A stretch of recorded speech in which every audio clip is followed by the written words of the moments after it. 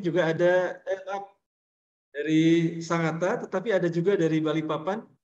Oh, alhamdulillah. Ya, ada Ustadz Agus juga, dan juga Insya Allah. mungkin rekan-rekan dari beberapa kota lainnya, insya Allah Ustadz ya. Amin, alhamdulillah. Baik, marilah kita sama-sama membuka kegiatan kita ini dengan membaca kalimat basmalah. Bismillahirrahmanirrahim. Yang kami hormati Ustadz Helmi, juga pengurus takmir Masjid Bahrul Ulum Tanjung Bara. Jadi Ustadz, sekedar perkenalan, Masjid Bahrul Ulum Tanjung Bara ini adalah lokasinya di Tanjung Bara Camp, yaitu camp untuk karyawan Kaltim Primakol di Sangatta ya. Oh, Masya Allah. Ya, jadi kalau dari kota Sangatta itu kurang lebih menuju Tanjung Bara Camp sekitar 20-30 menit. Oh, lumayan ya. Mungkin kalau Pak Susilo bisa 15 menit, tapi kalau saya biasanya 30 menit ya, karena hati-hati ya. Masya Allah. Ya, Baik. alhamdulillah teman-teman di Bahrul Ulum juga di samping mengadakan kegiatan webinar Ustadz dengan mengundang dengan berbagai topik, baik itu parenting, kemudian juga tentang finansial ya, juga tentang topik umum ya. Juga mengadakan lomba azan untuk karyawan KPC dan kontraktor KPC, juga untuk anak-anak ataupun remaja yang ada di seputaran wilayah Sangatta ya. Juga lomba tahfiz Quran.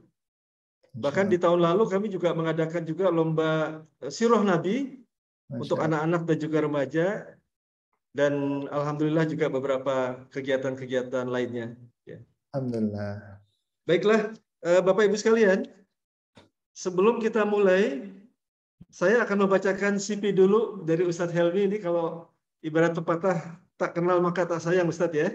Allah, siap. Baik, nama lengkap beliau adalah Zul Helmi. Biasa dipanggil dengan panggilan akrab yaitu Ustadz Helmi atau Abi Zumi ya. Ini Zumi ini nama putra yang keberapa Ustadz? Nama putri yang pertama, Oh, Zumi nama putri Haira. pertama. Zumi Iya. Haita ya. Oh, putri yang Haira. pertama. Ya. Haira ya. Ya. Semuanya berapa Ustadz jumlahnya? 3, alhamdulillah, Ustaz. 3, alhamdulillah ya. Baik.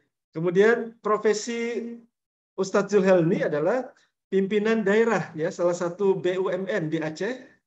Kemudian juga beliau juga sebagai business coach, internet marketing ya, dan juga penulis.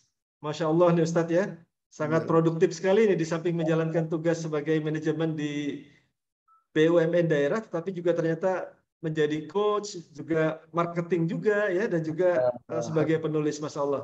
Insya Allah. Ya. Nah, pengalaman lokal beliau pertama adalah mentor bisnis keuangan di rumah kreatif BUMN di Batam ya. Ya. Ini rumah kreatif BUMN ini nama BUMN atau nama satu institusi di dalam BUMN Batam, Ustadz? Jadi kementerian punya program membentuk rumah BUMN, namanya rumah kreatif BUMN. Jadi hampir setiap kota ada. Hampir setiap kota ada. Nah, saya kebetulan salah satu mentor di Batam dulu. Mentor Batam. Oh, iya. Kemudian juga sebagai inisiator grup parenting Rumah Keluarga Risman. Ya, alhamdulillah. Nah, Rumah Keluarga Risman ini juga salah satu awal perkenalan saya dengan Ustadz ini. Ketika ya, saya ikut mendengarkan sesi Ustadz pada saat sesi Ahad malam ya Ustadz ya di Rumah Keluarga Risman ya. Nah, rekan-rekan Rumah Keluarga Risman ini adalah rumah keluarga yang diinisiasi juga oleh Ibu Eli Risman, salah seorang psikolog ya, penggiat anti pornografi ya, yang akhir-akhir ini beliau sedang sangat gencarnya sekali bagaimana mempertahankan anak didik kita dari bahaya pornografi. Kemudian beliau juga sebagai penulis buku Parenting Plus Plus ya, bersama tim. Ini merupakan salah satu buku Parenting Plus Plus ini bestseller nasional, Ustadz ya? Ya, alhamdulillah sudah 10.000 cetak kayaknya. 10.000 cetak, Ustadz ya. Baik. Kemudian juga sebagai narasumber dalam seminar-seminar bisnis dan keuangan di berbagai wilayah di Indonesia ya, seperti di Aceh, di Tanjung Pinang, di Batam, dan hari ini alhamdulillah di Sangatta, Ustadz ya. Allah, alhamdulillah. Nah, untuk pengalaman yang global, jadi ada pengalaman lokal dan juga ada pengalaman global. Yang pertama adalah studi banding ke beberapa negara di Eropa dan Jepang nih. Mungkin bisa cerita sedikit Ustadz nih, apa yang dipelajari di Eropa dan Jepang nih, secara khusus Ustadz? Ya, alhamdulillah waktu itu saya terpilih sebagai inovator juara 1 nasional. Jadi diundang waktu itu dikirim ke Eropa waktu ya salah satunya tuh ke Finlandia, pabriknya Nokia. Nah, itu masih jaya-jayanya Nokia, kita ke pabriknya. Terus juga kita ke Telkom Belgia, studi banding gitu ya, dan beberapa negara di Eropa untuk melihatlah bagaimana perkembangan di sana untuk bisa kita adopsi di Indonesia. Baik. Iya, alhamdulillah. Baik. Yang kedua, pengalaman beliau adalah mengikuti kelas bisnis dan keuangan di Singapura dan juga di Malaysia ya Ustadz ya.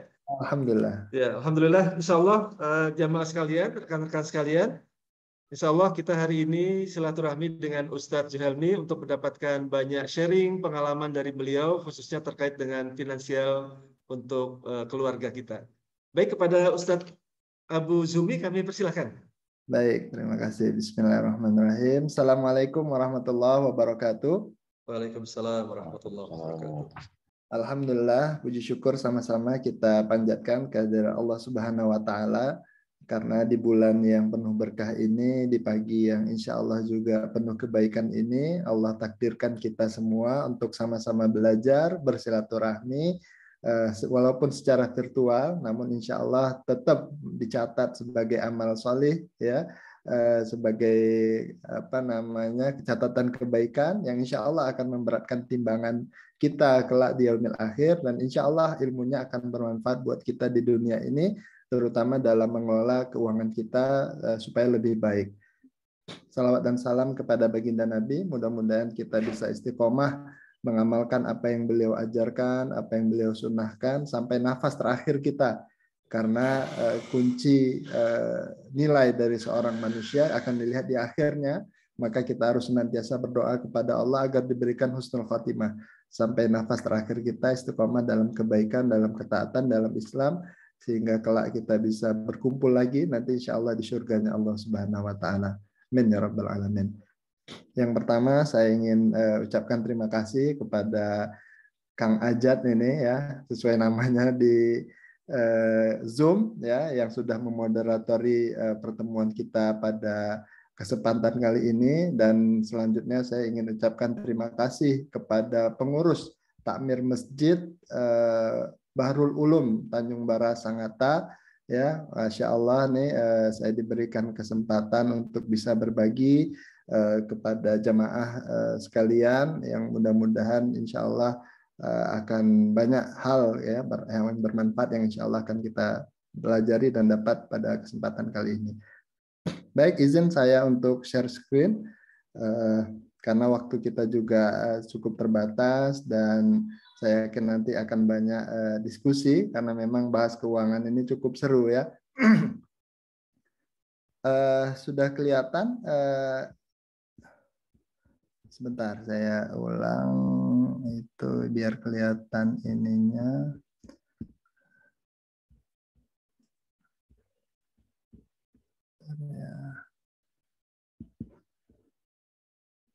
Oke, sudah kelihatan Ustadz ya?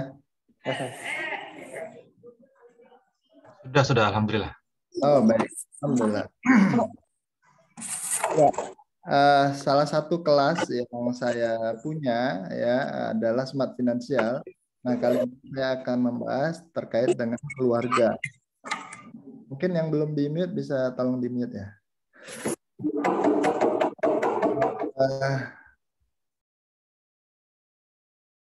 Baik, kita mulai. Jadi yang pertama yang perlu kita lakukan adalah luruskan niat ya. Kita mau belajar dan bersilaturahmi karena niat ini menentukan amal kita ya, diterima atau tidaknya, dicatat atau tidaknya, ini menjadi suatu kebaikan, suatu hal yang positif ya, satu amal soleh itu tergantung niat. Maka kita sama-sama yuk niatkan apa yang kita lakukan sepanjang insya Allah 2 jam ke depan untuk belajar dan bersilaturahmi sehingga akan Allah turunkan kebaikan keberkahan kepada kita semua, dan insya Allah Allah akan karuniakan kita semua ilmu yang bermanfaat. Amin ya rabbal alamin. Nah, Bapak Ibu sekalian, saya mohon juga nanti kita aktif ya. Kalau ada arahan atau instruksi nanti tolong dibantu, direspon supaya kita bisa lebih atraktif dan menarik ya. Nah, pada sesi pertama ini saya ingin bertanya nih dahulu. Nanti Bapak Ibu boleh jawab di kolom komentar. Ya, mana yang lebih baik Bapak Ibu? Kaya bersyukur atau miskin bersabar? Ayo Bapak Ibu, boleh silakan dijawab di kolom chat ya. Di kolom chat saja biar kita bisa sama-sama lihat. Kaya bersyukur, Masya Allah. Ayo Bapak Ibu. Kaya bersyukur ya. Ayo yang lain ada 36 nih. Kaya bersabar, Masya Allah. Kreatif. Ini Pak Gugun ya, Masya Allah. Kaya bersyukur dan bersabar, Masya Allah ya, luar biasa. Kaya bersyukur dan bersabar, Alhamdulillah, Masya Allah. Jazakallah khair atas jawabannya. Ya, Bapak Ibu sekalian, dalam hidup ini kita memang kemungkinan ditakdirkan Allah dalam kondisi kaya bisa, dalam kondisi cukup bisa, dalam kondisi kekurangan juga bisa. Tergantung takdir yang Allah sudah tetapkan sejak umur kita 40 hari dalam kandungan. Sesungguhnya sudah ditentukan berapa rezeki kita sampai nafas terakhir kita, sampai kita meninggal. Nah, yang menjadi persoalan adalah bagaimana kita bisa menyikapi apapun takdir Allah itu dengan sikap terbaik kita. Ya. Jadi bagaimana kita bisa menyikapi apapun takdir Allah itu dengan sikap terbaik kita sesuai tuntunan Allah. Dalam sebuah hadis Nabi bersabda, sungguh ajaib ya perilaku seorang muslim ketika dia ditimpa diberi nikmat dia bersyukur, diberi cobaan atau ujian dia bersabar. Ya. Nah, maka Bapak Ibu sekalian terkait dengan harta ini, maka tidak ada yang lebih baik sebenarnya ketika memang kita barengi kenikmatan itu atau kekayaan itu dengan syukur dan kekurangan itu atau miskin itu dengan sabar. Ya, ketika syukur dan sabar itu kita miliki, maka insya Allah duanya kebaikan. Kenapa? Karena sesuai dengan ajaran dalam agama kita. Dan yang paling penting lagi adalah bagaimana ketakwaan kita kepada Allah. Ketika kita diberikan harta oleh Allah, kita tetap jaga sholat 5 waktu, kita tetap rajin tilawah Quran, kita tetap rajin sedekah, tetap rajin berbagi, maka itu suatu kebaikan yang luar biasa. Dan ketika kita pun seandainya diuji oleh Allah dengan kekurangan, dengan kekurangan harta, namun kita bersabar dan tetap bertakwa kepada Allah, itu juga tidak mengurangi kemuliaan di sisi Allah Subhanahu wa taala, dan itu juga satu hal yang baik. Bahkan orang-orang yang miskin dan bersabar akan masuk surga lebih cepat, ya. Akan masuk surga lebih cepat. Bahkan Nabi berdoa kepada Allah untuk hidup dan mati sebagai orang miskin. Saking beliau juga khawatir ya dengan kekayaan atau fitnah dunia ini. Jadi Bapak Ibu yang penting tuh bertakwa kita. Mau kaya bersyukur itu cuman episode kehidupan, mau miskin bersabar juga sama. Yang penting apapun yang Allah takdirkan dalam hidup kita, kita tetap bertakwa kepada Allah, tetap jaga sholat, tetap berbuat baik, tetap taat patuh kepada Allah. Maka insya Allah keduanya adalah hal yang tidak perlu kita risaukan insya Allah. Dan ini perlu kita install kepada istri kita, pasangan kita, ya anak kita, supaya mereka paham bahwa bisa jadi akan ada fase-fase kehidupan kita di mana mungkin berkecukupan, mungkin kekurangan, namun yang paling penting adalah ketakwaan kita kepada Allah. Nah, ini beberapa target materi nanti yang insya Allah akan kita harapkan bisa kita pahami, ya. Jadi kita memiliki pemahaman yang baik dalam keuangan, kuat secara finansial, terhindar dari hutang atau riba, bermanfaat bagi umat. Kenapa? Karena selama ini jarang, kalau boleh kita jujur, jarang ada ustadz, ada tokoh yang membahas bagaimana keuangan dalam Islam. Sehingga kalau kita boleh melihat lebih jauh, ya masyarakat di sekitar kita, umat Islam, tentu kita sedih, ya sedih hati karena banyak ya saudara-saudara kita yang kekurangan secara finansial berantakan, masih terjerat hutang, riba dan lain sebagainya. Dan apa sebabnya? Karena memang salah satunya karena kita jarang membahas ini. Ya, di sekolah ya jarang, di kampus juga cuma teori-teori doang gitu ya.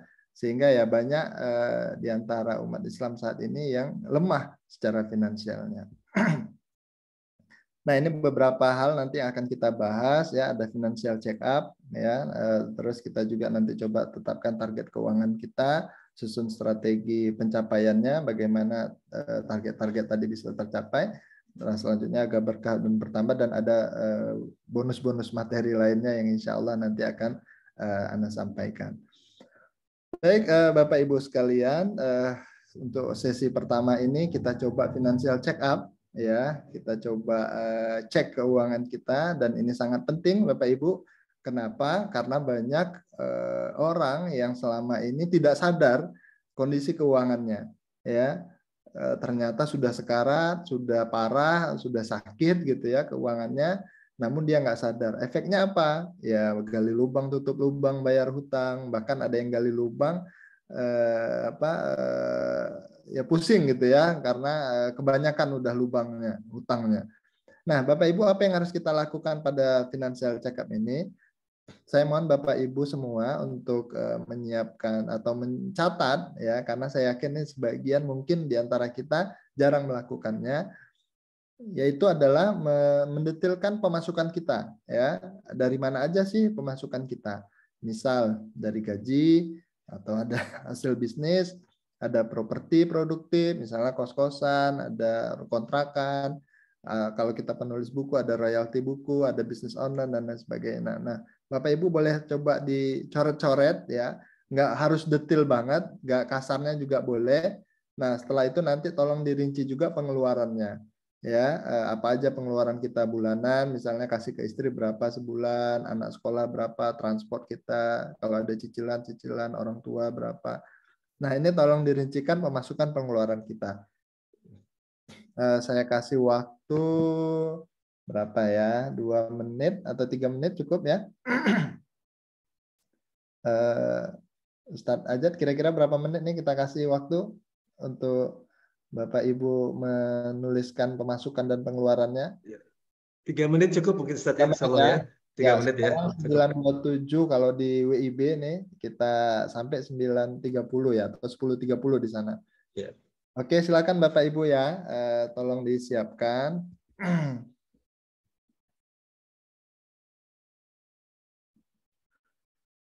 Nah, ini juga Masya Allah ada Ustadz Sutrisno ya dari Balikpapan yang ikutin webinar kita, tapi beliau juga lagi terbaring di rumah sakit. Kita doakan sama-sama mudah-mudahan Ustadz Sutrisno diberikan kesembuhan oleh Allah ya, sehingga bisa kembali beraktivitas, beribadah dengan baik dan maksimal ya. Kita doakan bersama-sama. Dan mungkin ada yang masih dalam perjalanan juga, kita doakan selamat di perjalanan ya, yang ada keperluan atau kondisi yang belum memungkinkan atau ada kesulitan diberikan kelapangan insya Allah. Amin. Baik Bapak Ibu, silakan dicoret-coret nih kira-kira pemasukannya total berapa. Kalau suami istri bekerja boleh ditotal dua-dua. Kalau nggak hafal detailnya, perkiraan saja kira-kira berapa, karena ini penting ya, supaya kita bisa tahu kondisi keuangan kita sebenarnya seperti apa sekarang. Sehatkah, sakitkah, ya, baikkah, buruk, kurang baikkah, gitu ya. Kita masih punya waktu. Yang sudah boleh komen di kolom chat ya, Bapak Ibu. Ada waktu masih 2 menit lagi. Nah, kalau yang sudah selesai, boleh nanti ditotal ya semua pemasukannya dan pengeluarannya. Lalu pemasukan dikurangi pengeluaran. Jadi misal pemasukannya 20 juta, ya pengeluarannya 15 juta, maka 20 kurang 15, berarti ada sisa 5 juta. Alhamdulillah, gitu ya. Nah, nanti tolong pemasukan dikurangi pengeluaran. Kemungkinannya ada 3 Bapak Ibu. Yang pertama hasilnya positif, ada sisa. Yang kedua impas 0, ya pemasukan 20, pengeluaran 20, jadi impas. Yang ketiga adalah minus. Pemasukan 20, pengeluaran 23 atau 25. Jadi kurang 3 juta atau kurang 5 juta. Kemungkinannya cuma ada 3 itu. Ya. Nah, nanti boleh sampaikan di kolom chat sudah selesai gitu ya. Kalau nanti kita akan bahas bagaimana solusinya ya.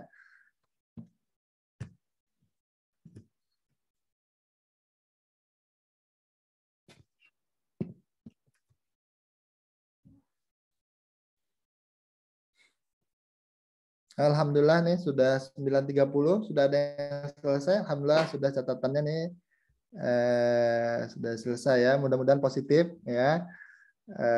Nah, jadi kita tahu nih insya Allah ya. Nah, nanti kita akan bahas gimana solusinya kalau yang belum baik gitu ya. Ya, ada lagi yang sudah Bapak Ibu?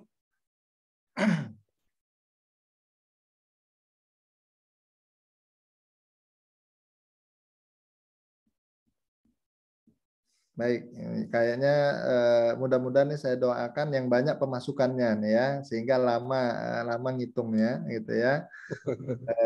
Karena kalau banyak pengeluarannya ini musibah juga ini ya, Masya Allah. Baik Bapak Ibu, yang penting udah tahu nih kondisinya. Dan sebaiknya Bapak Ibu financial check up ini kita lakukan rutin setiap bulan, sebulan sekali minimal. Supaya kita tahu betul gimana sih kondisi keuangan kita, apa yang perlu kita perbaiki ya, kebocorannya terjadi di mana kemarin gitu ya, bulan lalu, sehingga kita bisa antisipasi ya untuk langkah-langkah selanjutnya terkait dengan keuangan kita. Alhamdulillah nih Pak Gugu juga sudah ya. Nah, sebaiknya nih kita buat atau kita check up sama pasangan gitu ya, sama istri, dia pengeluarannya berapa. Jadi kita belajar. Kalau perlu kita ajak juga anak-anak untuk belajar mereka ya, bagaimana memanage keuangannya atau sama-sama belajar bagaimana pentingnya kita mengetahui kondisi keuangan kita supaya dari sekarang mereka sudah paham bahwa uang itu satu amanah yang harus kita kelola, harus kita cek gitu ya, agar kondisi keuangan kita semakin baik. Ya, terima kasih nih Bu Ayu Agus ya, atau Pak Ayu, Pak Gugu, juga Bu Dwi Agustina, dan Pak Haria. Alhamdulillah ya. Oke, kita lanjut Bapak Ibu ya. Bu Dwi alhamdulillah positif, Masya Allah. Nah, Bapak Ibu sekalian, kondisi keuangan kita secara umum tuh ada kondisi seperti ini ya. Pemasukan tuh cuma satu dari gaji atau asetnya atau bisnisnya ya. Kalau ini kita anggap wadahnya ya, sini ya itu wadahnya. Nah, mayoritas itu diisi dengan yang konsumtif tuh pengeluarannya ya. Yang produktif tuh cuma satu biasanya gitu. Didominasi konsumtif ya. Tadi kalau kita lihat tabel kan di awal lebih banyak nih pengeluarannya dibanding pemasukannya. Itu. Nah, ini kondisi keuangan secara umum. Nah, maka kita harus, nanti akan saya kupas bagaimana sih idealnya pengeluaran kita sebaiknya ya. Nah, sebelum lanjut ke situ saya akan sharing sedikit terkait dengan kebocoran keuangan kita ya. Nah, apa sih sebabnya yang menjadi keuangan kita sering kebablasan nih, bocor atau akhirnya minus?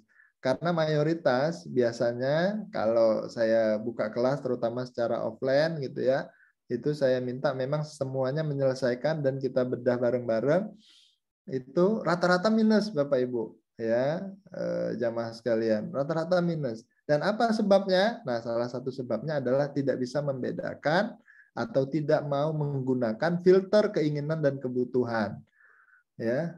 Jadi tidak bisa membedakan atau tidak mau menggunakan filter ini keinginan atau kebutuhan.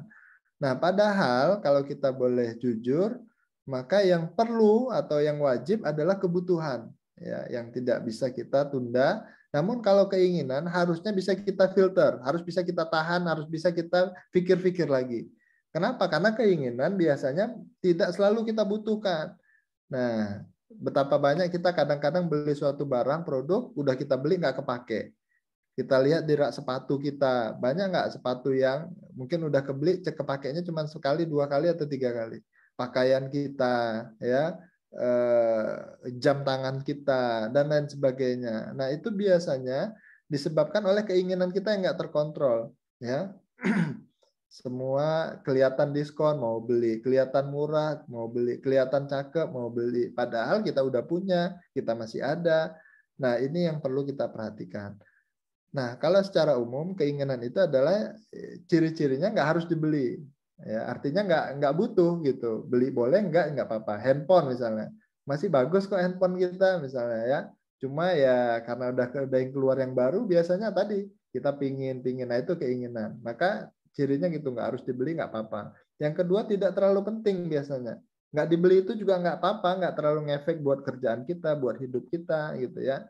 Nah ini contohnya keinginan. Yang ketiga tuh butuh pertimbangan, masih bisa ditimbang-timbang dia, gitu ya. Bukan satu hal yang wajib kayak uang anak sekolah gitu ya, kebutuhan sembako di rumah itu kan nggak bisa dipertimbangkan lagi, harus diadakan. Dan yang keempat adalah bisa digantikan biasanya untuk keinginan. Nah kalau kebutuhan sebaliknya harus dibeli ya, misalnya tadi beras ya, kebutuhan sembako, buah dan lain sebagainya. Tidak tergantikan yang kedua ya, nggak bisa nggak ada, harus ada gitu. Nah ini kebutuhan. Yang ketiga tanpa pertimbangan, jadi nggak bisa ditimbang-timbang lagi gitu ya, uang anak sekolah, biaya kuliah dan lain sebagainya ya, memang harus ada. Nah itu kebutuhan. Yang keempat biasanya penting dan darurat. Nah ini Bapak Ibu penting untuk kita install lagi ya. Saya yakin Bapak Ibu sudah paham, tapi mungkin perlu kita ingatkan ya supaya jangan kebablasan. Karena godaannya kan gitu, ketika penghasilan kita udah lebih gitu ya, lebih dari cukup, banyak keinginan yang muncul ya. Rasanya kita ya tadi melihat diskon pingin beli, ngelihat model baru pingin beli, mobil baru pingin ganti ya. Itulah hal-hal yang perlu kita perhatikan dan pertimbangkan kembali supaya apa, kondisi keuangan kita senantiasa dalam kebaikan. Nah, Bapak Ibu sekalian, ini ada sebuah gambar yang menurut saya juga cukup baik ya, terkait dengan pola hidup sederhana sebagaimana yang dicontohkan oleh Nabi dan juga para sahabat ya.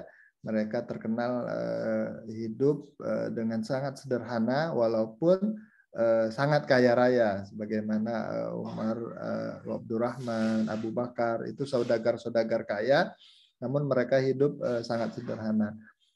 Nah, ini penting Bapak Ibu untuk kita pahami dan kita ajarkan kepada keluarga kita supaya tidak ya termasuk orang-orang yang berlebih-lebihan, karena ini juga tidak disukai oleh Allah dalam hidup kita.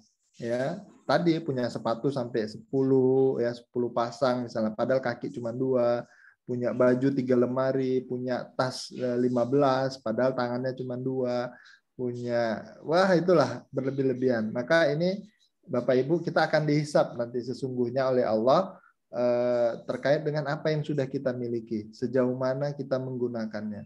Padahal dengan kita hidup sederhana, maka insya Allah banyak kebaikan yang bisa kita lakukan, banyak kebaikan yang bisa kita dapatkan ya, dan insya Allah akan meringankan nanti hisab kita di yaumil akhir ya, ketika kita hidup menerapkan pola hidup sederhana.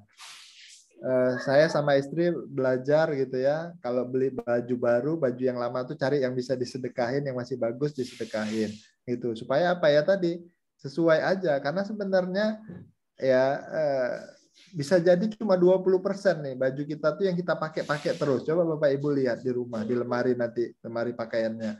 Biasanya yang kita pakai tuh itu aja sih. Banyak yang lain nggak kepake gitu ya, yang jarang kita pakai. Nah sebenarnya tadi alangkah indahnya kalau bisa kita sedekahkan, apalagi nih momennya bagus Ramadan ya.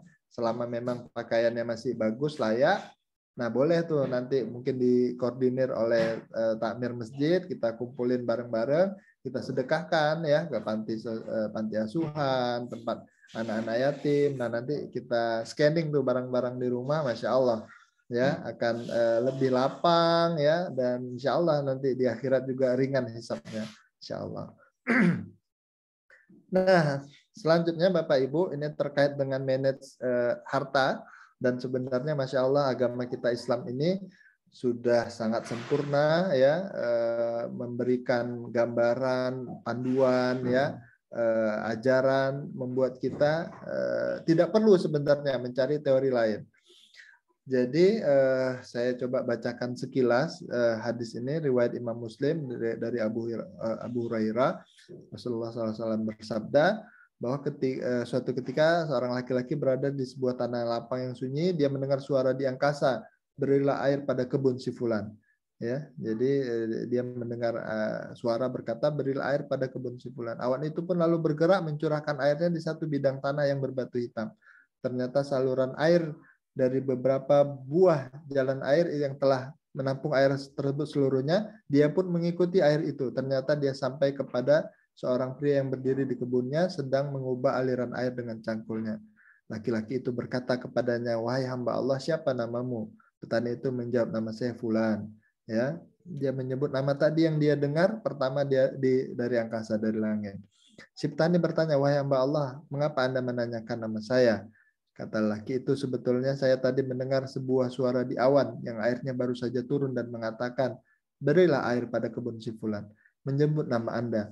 Apakah yang Anda perbuat dengan kebun ini? Jadi suara tadi yang menyebut kebun si fulan itu sama ya namanya dengan yang dia dengar. Maka dia penasaran dan dia bertanya, apa yang Anda perbuat dengan kebun ini? Sehingga Allah menurunkan hujan khusus ya kan kepada beliau untuk kebunnya. Maka petani itu, si fulan tadi berkata, baiklah kalau Anda mengatakan demikian. Sebetulnya saya selalu memperhatikan apa yang keluar dari kebun ini, lalu saya menyedekahkan sepertiganya. Ya, jadi sepertiga disedekahkan, sepertiga berikutnya saya makan bersama keluarga, dan sepertiga lagi saya kembalikan untuk modal bercocok tanam. Dan sanad hadis ini juga diriwayatkan oleh Wahab bin Kaisan ya, dan riwayat yang lain, dan insya Allah ini sahih ya karena riwayat Imam Muslim. Jadi Bapak Ibu sekalian, Nabi sudah mengisyaratkan nih sebuah metode ya dalam hidup kita bagaimana mengelola hasil usaha kita atau gaji kita atau pendapatan kita. Jadi dibagi 3 Bapak Ibu. Yang pertama kita sedekahkan, yang sepertiga lagi kita makan, sepertiga lagi kita jadikan bibit atau modal untuk bercocok tanam. Nah, bagaimana realitanya dalam kehidupan kita? Gitu kan pertanyaannya begitu. Maka Bapak Ibu sekalian, saya coba menerjemahkannya ya ke dalam diagram ini ya. Jadi kalau kita analogikan dalam kehidupan kita saat ini, maka akan ketemu atau saya konversikan dengan bahasa kita adalah sepertiga untuk makan itu adalah untuk kebutuhan kita ya, yang paling bawah. Nah, kebutuhan ini bisa berupa apa? Maka makan, transportasi, pendidikan anak, komunikasi, tabungan, ya, itu kebutuhan kita. Maka kita alokasikan sepertiganya ya ke dalam porsi kebutuhan kita. Nah, lalu selanjutnya apa? Sepertiga lagi untuk kebutuhan sosial kita atau sedekah tadi, ya. Kepada siapa atau berupa apa ini kita berikan? Yaitu zakat, orang tua, keluarga, kerabat, sosial, dakwah, ya. Ini kita alokasikan sepertiganya Bapak Ibu. Sedekahkan untuk sosial, untuk orang sekitar kita yang bermanfaat, anak-anak yatim ya. Nah, ini sebaiknya idealnya ya, kalau kita mengikut hadis tadi, maka sepertiga tuh harus kita alokasikan. Dan yang sepertiga lagi untuk apa? Untuk modal. Modal ini kalau bahasa kita sekarang adalah investasi, membangun aset ya, membelajar tentang bisnis, investasi ilmu ya. Ini juga harus kita alokasikan dari pendapatan kita supaya apa? Supaya terus berkembang ya, supaya terus tumbuh. Godaan kita Bapak Ibu kalau sebagai profesional ini, karyawan, pekerja adalah nggak mau belajar lagi, nggak mau belajar bisnis, nggak mau belajar investasi. Padahal Bapak Ibu kita penting ya, perlu untuk belajar bagaimana mengembangkan harta ya, bagaimana berbisnis. Ya, alhamdulillah saya sekarang juga dari dulu ya belajar bagaimana membangun bisnis. Kalau sekarang saya usahanya kos-kosan sama homestay di Batam kita punya. Nah itu saya pingin punya passive income ya. Saya belajar tuh sepertiga tuh saya alokasikan, dapat bonus, dapat insentif itu bangun kos-kosan, tambah kamar, buat homestay. Saya bangun passive income supaya apa? Ya kalau saya nggak mau lagi kerja atau berhenti bekerja, saya sudah punya passive income yang bisa memenuhi kebutuhan saya. Itu satu. Yang kedua, saya ingin sedekah lebih banyak. Itu ya. Bagaimana bisa bermanfaat buat orang lain. Alhamdulillah kita juga punya rumah tahfiz ya. yang mana dengan itu bisa kita wujudkan, karena itu salah satu cita-cita saya, ingin punya rumah tahfiz. Alhamdulillah gitu ya, beberapa bisa kita buat dan jalan ya, dan masya Allah keberkahannya itu terasa buat kita karena kita sudah menyiapkan segala sesuatunya dengan baik. Jadi begini lebih kurang Bapak Ibu pembagian income kita sebaiknya yang sesuai dengan sunnah dan kisah tadi. Dan insya Allah kalau kita istiqomah nih, ya sepertiga cuma untuk kebutuhan kita, makan kita, sepertiga kita sedekahkan, sepertiga kita berbagi, sepertiga kita produktifkan, maka insya Allah Bapak Ibu, ketika orang lain mengeluh, susah nih zaman COVID, ketika orang lain mengeluh gaji kecil ya, pendapatan bisnis menurun dan lain sebagainya, insya Allah Allah akan turunkan hujan khusus buat kita sehingga kita tidak merasa kekurangan ya. Pundi-pundi rezeki kita, pintu-pintu rezeki kita akan terus mengalir sesuai dengan kisah tadi ya. Kebun yang lain kekeringan, tidak teraliri air hujan, maka Allah kirim hujan khusus buat kita ya. Nah, maka ini harus menjadi cita-cita kita dan prinsip kita dalam hidup ini. Latihan Bapak Ibu. Kalau belum bisa sepertiga untuk sedekah sosialnya, maka latihan dari sekarang. Sedikit dulu ya, 5% dulu, 10% dulu ya, nanti 20% sampai 30%, insya Allah ya. Kalau kita udah niat, maka Allah akan berikan jalan, berikan karunia. Nah, Bapak Ibu, saya ingin kasih simulasi nih sedikit terkait dengan apa sih efek sampingnya kalau kita nggak mau berbagi sedekah tadi. Karena banyak di antara orang-orang di luar sana deh ya, yang udah tahu teorinya sedekah itu dibalas 10 kali lipat, 100, 700 kali lipat. Namun ya kalau udah di depan kotak infak, cari nominal yang paling kecil biasanya kan. Cari yang aduh agak berat tuh mau ngeluarin yang warna pink atau warna merah gitu. Nah, apa efeknya sebenarnya kalau kita nggak mau berbagi?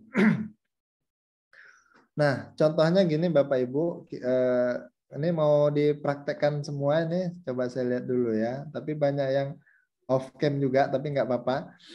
Jadi contohnya Bapak Ibu adalah nafas kita, ya Bapak Ibu. Nafas kita ini adalah contoh yang baik untuk bagaimana pentingnya kita berbagi dalam hidup ini, untuk mengeluarkan. Jadi contoh kalau kita nafas, ya kita hirup, ya terus nggak mau kita keluarin, kita tahan.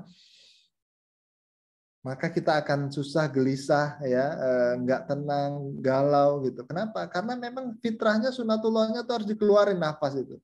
Ya, sama dengan rezeki kita. Dapat, kita simpan, tahan. Nah, nanti ada aja tuh, ya. Ban lah bocor, mobil lah harus diservis, rumah bocor. Ya, pokoknya ada aja judulnya, efeknya gitu ya. Dan hati kita pasti nggak tenang. Ya, kenapa? Karena ada hak orang lain pasti dalam rezeki harta kita. Maka Bapak Ibu nih harus ya kita ingat aja, kalau susah berat hati berbagi, ingat aja nafas nih. Nafas aja Allah desain supaya bisa kita keluarkan.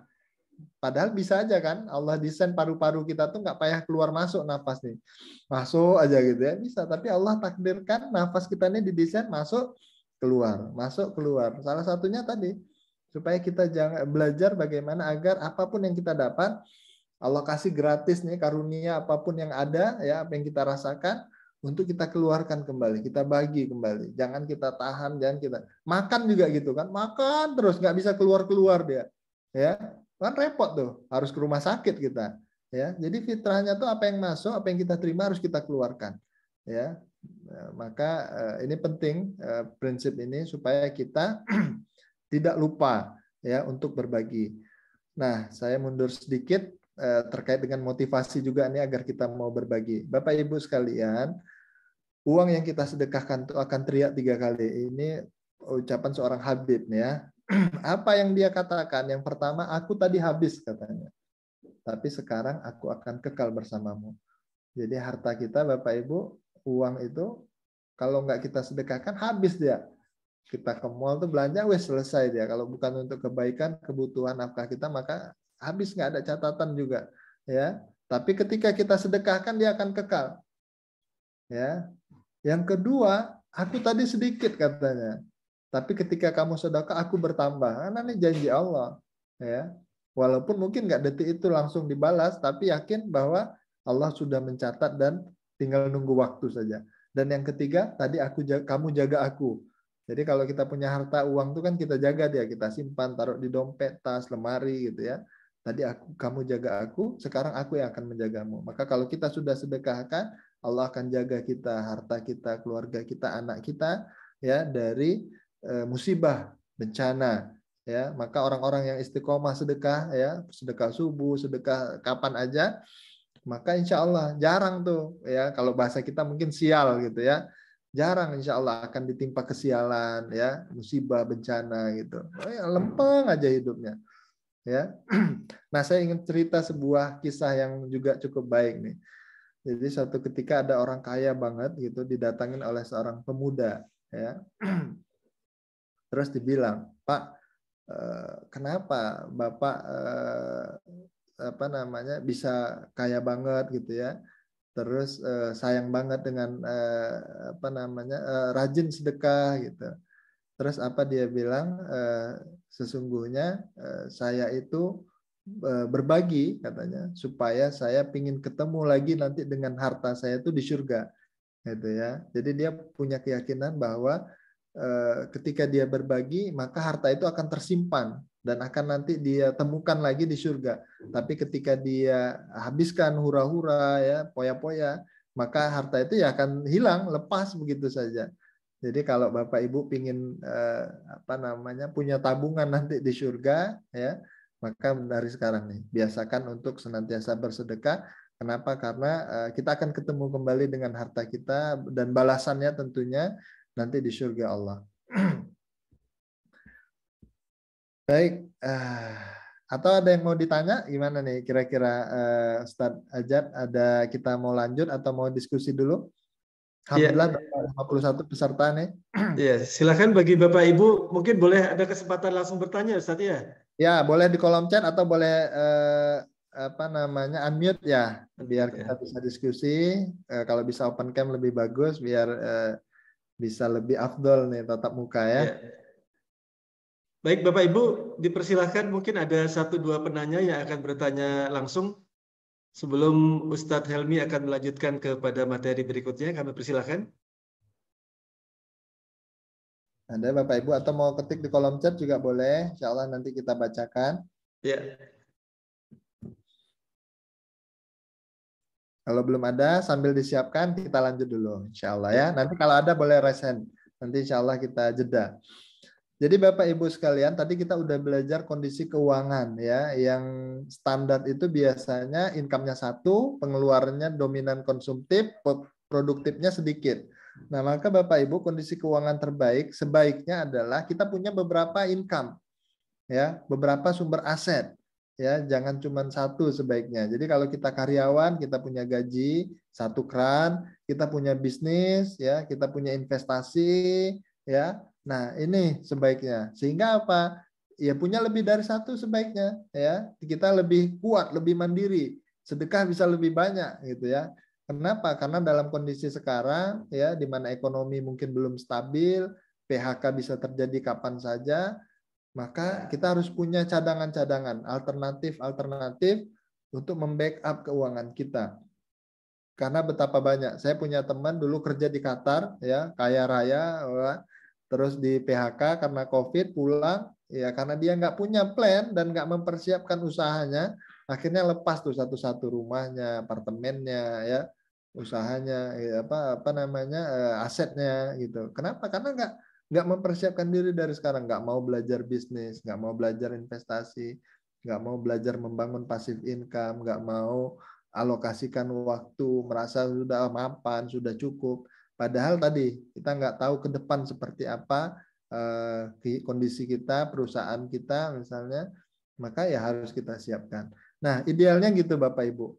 Salah satu mentor saya tuh malah nyaranin kalau bisa ya kita punya 5 atau 7 bahkan sumber income gitu ya. Kalau kita mau sampai ke level yang financial freedom ya, itu bisa seperti itu. Nah, jadi sebaiknya kita punya income dari beberapa aset atau sumber, dan selanjutnya yang lebih penting adalah kita punya dominasi pengeluaran kita adalah yang produktif gitu. Konsumtifnya sedikit ya. Jangan sebaliknya konsumtifnya yang banyak gitu. Ya. ganti handphone tiap keluar model baru gitu ya, ganti kendaraan padahal yang lama masih oke. Ya gitu-gitulah ya. Ini yang perlu tadi kita pikirkan dan alokasikan. Dan tadi kita udah sama-sama belajar, jangan lupa bagi 3 ya, bagi 3 income kita, sehingga insya Allah kita akan terhindar atau tidak tergoda untuk hidup melebihi dari kebutuhan kita atau kemampuan kita. Nah, Bapak Ibu sekalian, ini salah satu juga yang sangat menarik. Ini saya dapat dan belajar di Malaysia waktu itu 3 hari ya. Jadi saya tadi sudah disampaikan senang belajar ya, sampai ke Singapura, ke Malaysia secara mandiri ya. Nah, ini salah satu yang saya dapat dan insya Allah akan saya sharing ke Bapak Ibu sekalian. Dan ini penting buat kita untuk memahami bagaimana mengelola keuangan kita insya Allah. Jadi yang pertama Bapak Ibu namanya Financial Foundation, ini level 1 yang paling bawah sebelah kiri. Ya, Financial Foundation. Apa itu Financial Foundation? Financial Foundation adalah kondisi di mana pemasukan kita sama dengan pengeluaran kita. Jadi pemasukan, pengeluaran impas dia. Nah, ini baru level 1 namanya Bapak Ibu. Ya. Masuk 20, 30, 50 juta, pengeluarannya pun sama impas. Nah, ini sebenarnya masih level 1. Ya, jadi jangan berbangga kita punya income besar, wah, gaji besar ya, puluhan ratusan juta, tapi kalau pengeluarannya sama, maka kita masih level 1 Bapak Ibu. Ya, masih level 1. Nah, level 2 apa? Nama level 2 adalah financial security. Financial security. Financial security ini apa? Financial security ini adalah kondisi di mana pemasukan kita masih sama ya dengan pengeluaran kita. Namun kita sudah punya dana darurat, dana taktis, ya, dana darurat ya. Dana darurat minimal 6 kali kebutuhan kita. Jadi kalau kita butuh sebulan 20 juta tadi, maka kita punya 6 bulan. Jadi 6 kali 2, 120 juta. Dana taktis atau dana darurat kita. Nah, kalau saya, ini mentor saya nyarankan di Malaysia itu nyarankan 6 bulan kebutuhan kita. Kalau saya nyarankan nih, karena insya Allah kita jamaah masjid semua ya, umat Islam, kalau saya menyarankan di financial security ini kita punya 85 gram emas. Ya, jadi kita punya pemasukan, pengeluaran, dan punya emas 85 gram. Kenapa Bapak Ibu 85 gram emas? Supaya kita bisa berzakat harta setiap tahun. Jadi niatnya itu pingin zakat. Itu bukan pingin numpuk-numpuk emas, bukan pingin numpuk-numpuk harta, bukan. Tapi niatnya pingin bisa berzakat 85 gram emas. Kan nisabnya tuh 85, ada yang bilang 82 ya. Kita ambil yang tinggi aja lah, 85 gram emas.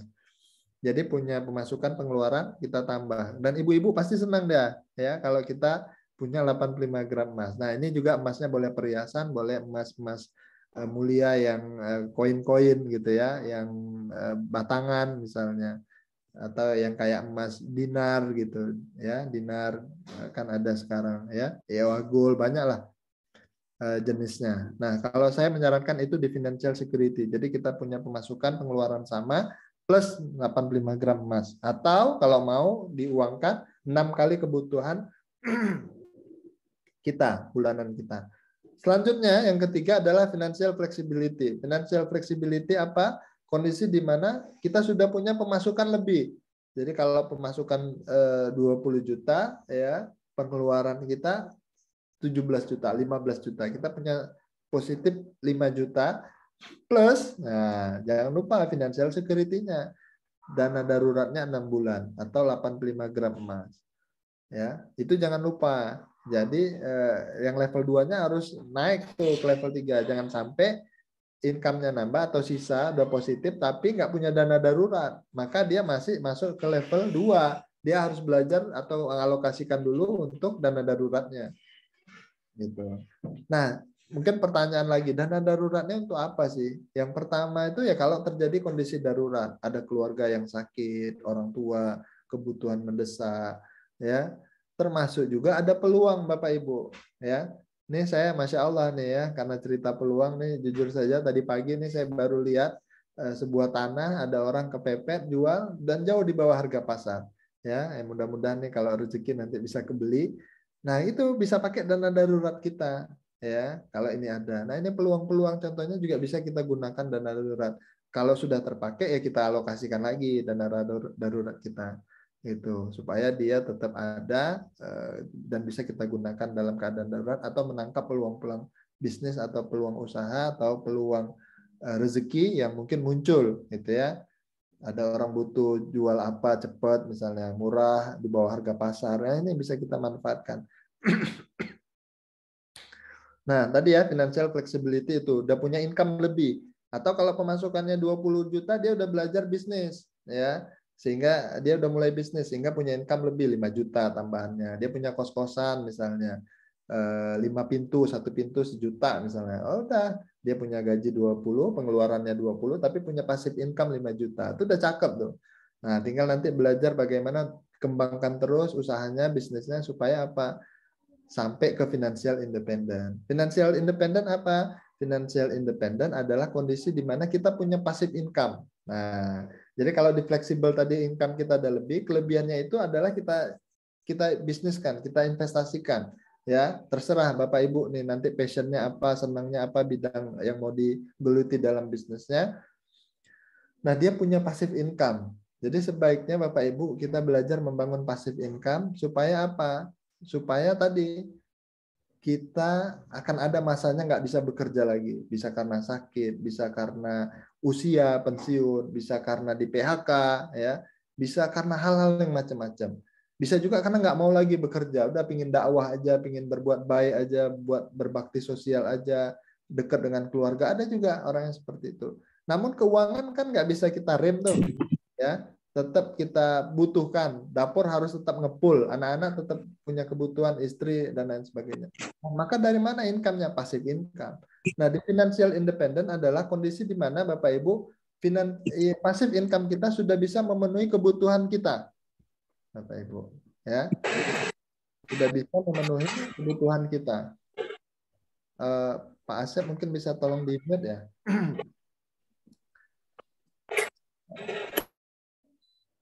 Pak Asep mic-nya di-mute boleh. Jadi gitu ya, financial independent adalah kita kondisi di mana punya passive income yang bisa memenuhi kebutuhan kita. Jadi kalau kita butuh sebulan 20 juta, kita punya passive income 20 juta. Artinya apa? Ya kita mau kerja, mau nggak kerja, insya Allah passive income kita udah bisa memenuhi kebutuhan kita.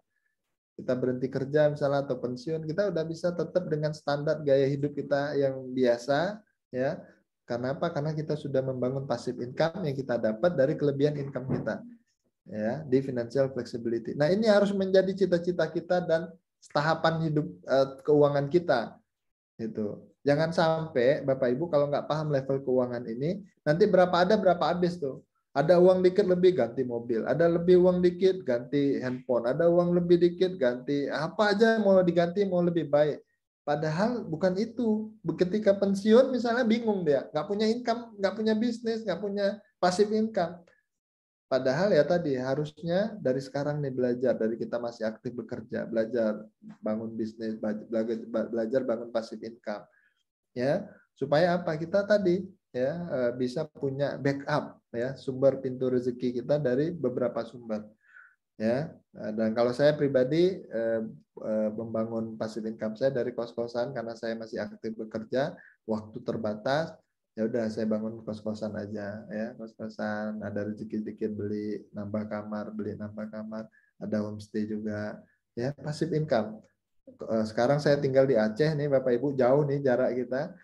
Kosan saya di Batam, hampir 2 tahun saya di Aceh, tapi alhamdulillah setiap bulan masuk transferan dari anak-anak kos ya, dari yang sewa homestay gitu. Walaupun kita nggak di sana, tapi dia menghasilkan terus buat kita. Nah itu juga ada ilmunya ya.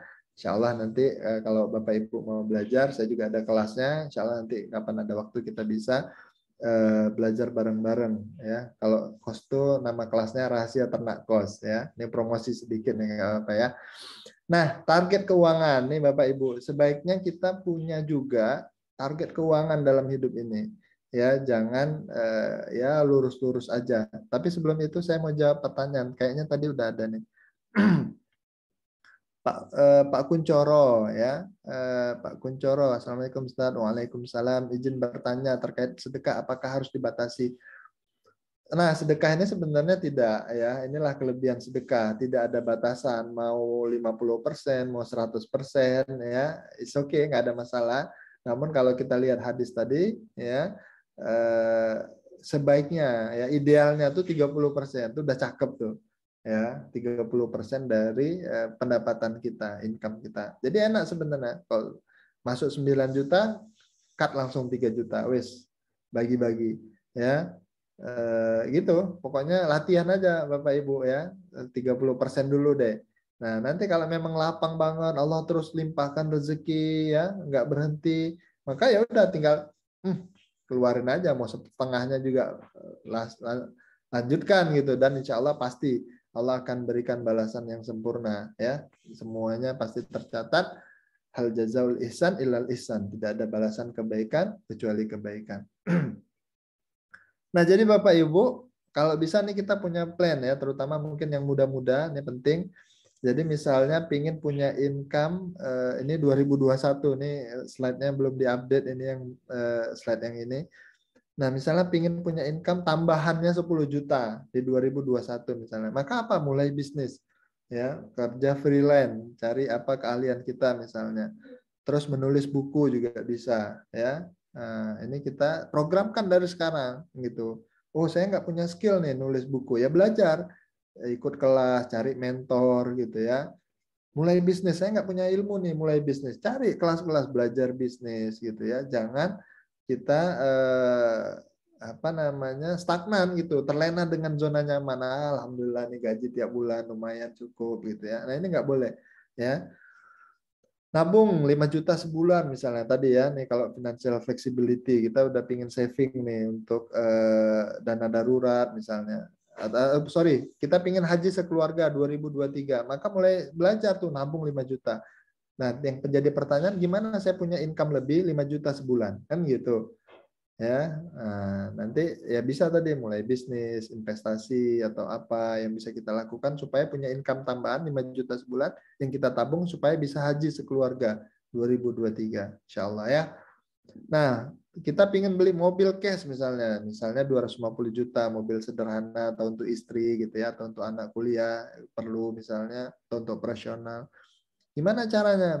Kita misalnya mulai bisnis tersistem ya, kita sistemkan bisnis kita atau cari bisnis yang udah ada sistemnya, atau kita belajar jual beli properti ya, itu kan komisinya lumayan, jual 1 M ya, yang rumah 1 miliar kalau komisinya 3% ya udah lumayan lah ya, jual 5 rumah 10 rumah udah mantap. Itu contoh ya. Atau kita mau beli rumah cash 500 juta mungkin tadi nambah aset atau apa. Nah, caranya gimana? Beli emas 10 gram setiap bulan misalnya. Ya udah, kita belajar nyisikan. Insya Allah ya. Dan yang terakhir misalnya kita ingin punya rumah tahfiz misalnya 100 santri 2030. Belajar. Nah, caranya gimana ya untuk bisa tercapai, apa yang bisa kita lakukan. Nah, ketika target sudah ditetapkan, maka akan muncul nanti ide-ide di kepala kita untuk bisa mewujudkannya. Tapi kalau nggak punya target seperti ini, ya tadi lurus saja. Ada uang habisin, ada uang habisin gitu ya, nggak ada plan gitu ya, nggak ada rencana. Nah ini yang jadi masalah dan membuat kita nggak tumbuh berkembang. Yang ada gaya hidup kita yang tumbuh berkembang. Dulu masih mau makan di kaki lima, sekarang harus di kafe, restoran, ya gitu jadinya. Tapi kalau kita punya target ya, alhamdulillah saya udah paham ilmu ini sejak lama. Jadi gitu. Saya belajar menghemat, saya belajar menahan diri, ada uang tuh yang saya pikirkan gimana caranya bisa berkembang, apa yang bisa dilakukan. Oh, nambah kamar kos, ini masih ada lahan. Oh, ini bisa beli rumah lagi. Oh, ini gitulah. Jadi gitu bedanya kalau kita udah punya target sama enggak. Itu teman saya tuh satu angkatan saya beli mobil ya, yang keren-keren gitu ya, motornya Harley gitu. Saya udahlah motor biasa aja gitu, Beat, Honda Beat, apa ya biasa aja. Tapi kita tadi punya aset, membangun investasi ya, passive income. Sekarang dia masih pusing mikirin cicilan, alhamdulillah kita udah selesai, kita udah punya aset ya yang lebih dari kebutuhan kita, punya passive income. Gitu Bapak Ibu ya. Maka insya Allah ini penting dan coba diprogramkan dari sekarang Kalau Bapak Ibu ada yang udah mau pensiun, coba disiapkan nih ya. Kira-kira nanti saat pensiun pingin punya passive income berapa, apa kendaraannya atau solusinya, gitu ya. Baik, ini kayaknya pertanyaan juga sudah banyak yang masuk ya, Ustadz. Kita coba bacain ya. Dari Ustadz Hari, dari Pak Hari tadi, Pak Ustadz. Siap. Tentang apa pertanyaannya, apakah zakat yang dibayari hasil penghasilan kos saja yang terkait dengan kos-kosan ya? Apakah zakat yang dibayari hasil penghasilan dari penghasilan kos saja atau dari harga rumah kos ditambah hasil kos baru dikali 2,5%? Ya, yang saya tahu, yang saya pahami juga itu adalah dari hasil ya. Jadi kalau rumahnya tidak, itu rumahnya tidak termasuk, tapi ya ini boleh nanti dikonfirmasi kembali kepada apa namanya Ustadz yang lebih kompeten ya, karena saya sih lebih ke apa namanya masih belajar lah nih, masih minim ilmunya, tapi yang sempat saya pelajari dan saya pahami dari hasil ya, dari hasil kos-kosan kita. Kalau sudah sampai nisabnya ya, maka ya kita keluarkan ya, kita keluarkan zakatnya. Mungkin gitu Ustaz. Kalau dari rumahnya kan ini juga apa ya, kita nggak bisa pastikan gitu ya, apalagi misalnya rumahnya masih nyicil misalnya, atau rumahnya masih ada hutang. Nah ini kan sebenarnya statusnya juga belum sah milik kita gitu ya. Nah ini memang perlu pembahasan lebih lanjut. Itu mungkin Ustaz Ajan. Ya. Kita lanjut ke Ustadz Robi nih ya, Pak Robi ya. Assalamualaikum Ustadz, memberikan uang ke orang tua, saudara yang kurang mampu, apa itu bisa dikategorikan sedekah yang 30% tadi? Bisa ya. Jadi insya Allah kepada orang tua, kepada kerabat, keluarga dekat kita, sepupu ya, maka itu bisa kita kelompokkan dalam 30% tadi. Ya, jadi 30% tadi bukan untuk eksternal semua, tapi untuk internal juga ya, Ustadz Bang Robi atau Pak Robi, seperti itu ya. Oh ini direct message makanya nggak kebaca ini, Masya Allah ya. Terus juga dari Pak Rangga, izin bertanya, jika di usia nikah muda fokus untuk membangun rumah, apakah itu termasuk ke pembagian income? Ya, fokus untuk membangun rumah, apakah itu termasuk ke pembagian income? Maksudnya ke bagian yang mana? Nah, kalau menurut saya, karena rumah itu apa namanya aset ya, aset. Kalau dia produktif, maka bisa dimasukkan ke dalam kategori modal yang sepertiga paling atas tadi, ya. Jadi kita apa namanya alokasikan atau simpan untuk membeli rumah atau membangun rumah, maka kita bisa alokasikan ke sepertiga membangun aset ya atau modal ya tadi. Nah, terus Pak Gugus juga bertanya nih, Assalamualaikum Ustaz. Waalaikumsalam. Untuk pembagian harta menjadi 3 tadi, apakah setelah dikurangi nafkah kepada istri, perhitungan nafkah itu seperti apa Ustaz? Nah, kalau saya pembagian sepertiga yang pertama kebutuhan tadi termasuk dalam istri. Ya, jadi kalau kita buka lagi slide-nya ya, karena seru nih banyak yang. Nah, sepertiga untuk makan tadi. Makan itu kan saya konversikan kebutuhan. Nah, maka itu masuk ke alokasi istri. Itu Pak Gugu ya. Jadi sepertiga tadi untuk makan dalam riwayat tadi, atau kalau bahasa di kita sekarang kebutuhan, maka itu masuk ke istri.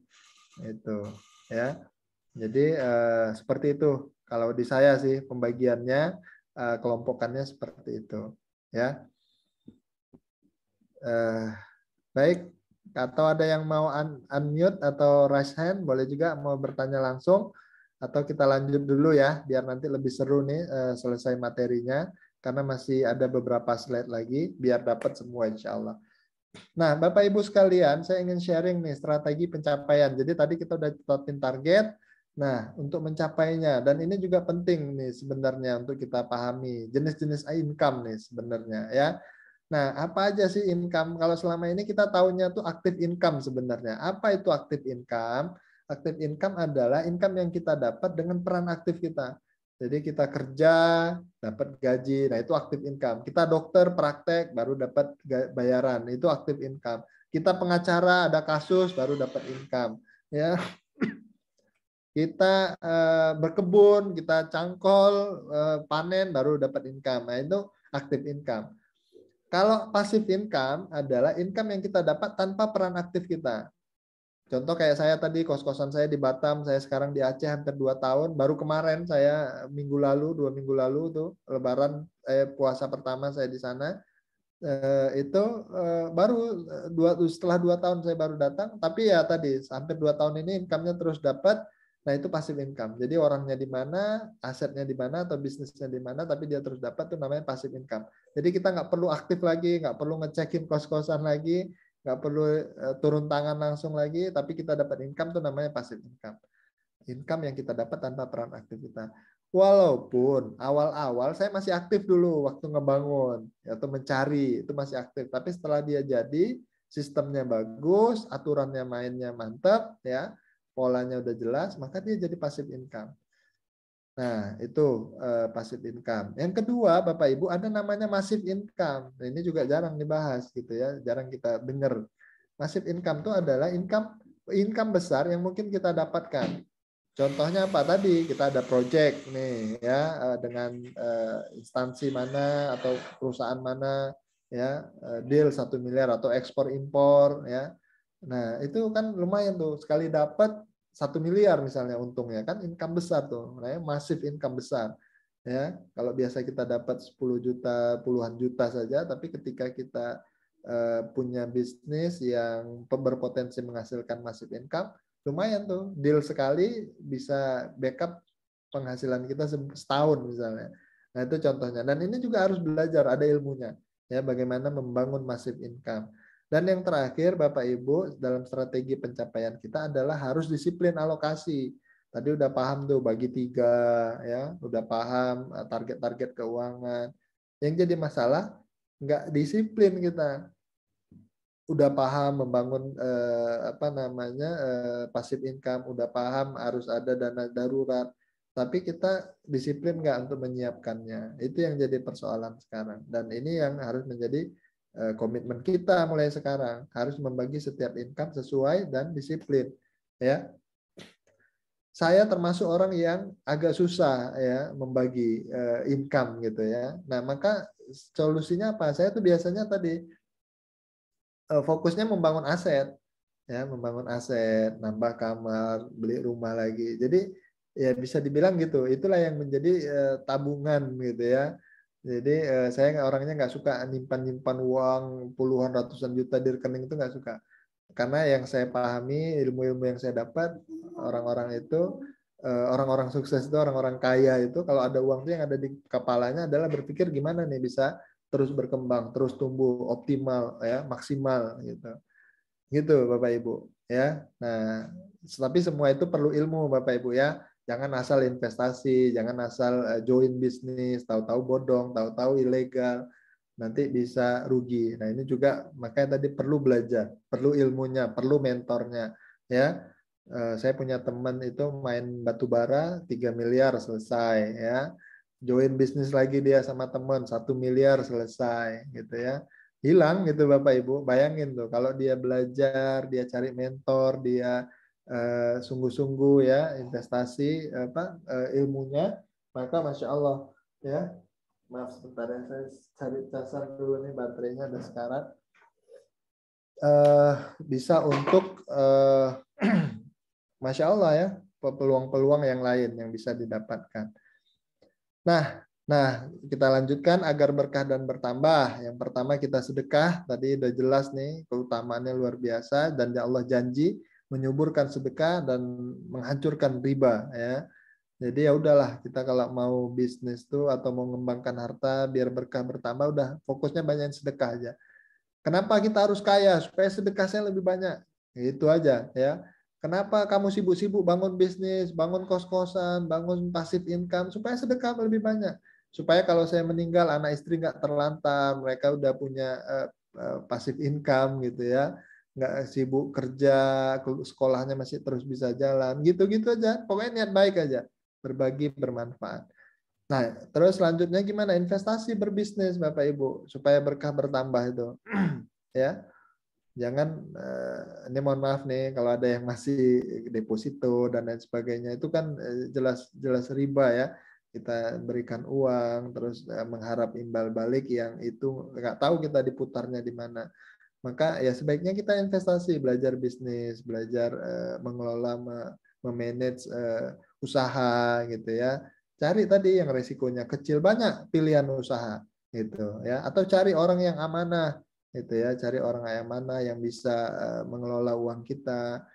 Nah, maka insya Allah kita bisa dapat bagi hasil juga yang insya Allah berkah ya. Dan yang terakhir adalah kolaborasi berjamaah ya, buat koperasi. Jadi saya di Batam itu ada 4 koperasi itu. Alhamdulillah sampai sekarang juga masih diminta untuk membantu walaupun saya udah di Aceh. Itu koperasi syariah gitu ya. Pokoknya akad-akad ada dewan syariahnya dan masya Allah tuh tumbuh berkah berkembang gitu ya. Ketika kita tahu ilmunya dan kita istiqomah menjaga menjalankannya, maka insya Allah Allah akan berikan kemudahan jalan ya, bisa membantu anggota ya, daripada dia riba kredit-kredit yang nggak jelas dibantu koperasi. Nah mungkin nanti dari takmir masjid nih bisa jadi ide juga wacana ya, bagaimana bisa kita hidupkan kegiatan-kegiatan finansial di masjid jamaah supaya bisa lebih kuat ya, lebih maksimal sehingga bisa membantu jamaah kita terhindar dari riba dan lain sebagainya yang dilarang oleh agama kita. Nah, selanjutnya yang harus dihindari adalah riba tentunya. Ini sudah jelas dalam Al-Qur'an Allah dan Rasulnya memeranginya. Selanjutnya adalah hutang ya. Kita harus menghindari hutang ya sebisa mungkin. Kalau tidak untuk kebutuhan. Karena hutang ini sampai ke akhirat Bapak Ibu ya.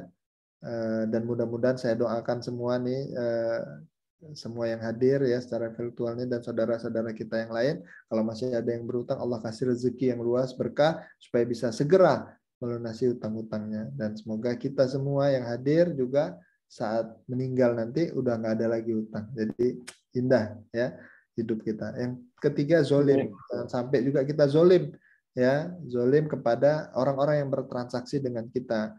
Jangan sampai kita zolim dengan karyawan kita, ya. Jangan juga kita zolim dengan keluarga kita. Jangan juga kita zolim dengan kerabat-kerabat kita. Orang-orang jauh kita bantu, kita kasih sedekah kita tadi ya. Sepupu kita, ponakan kita ada yang susah. Ini nggak boleh nih, gitu ya.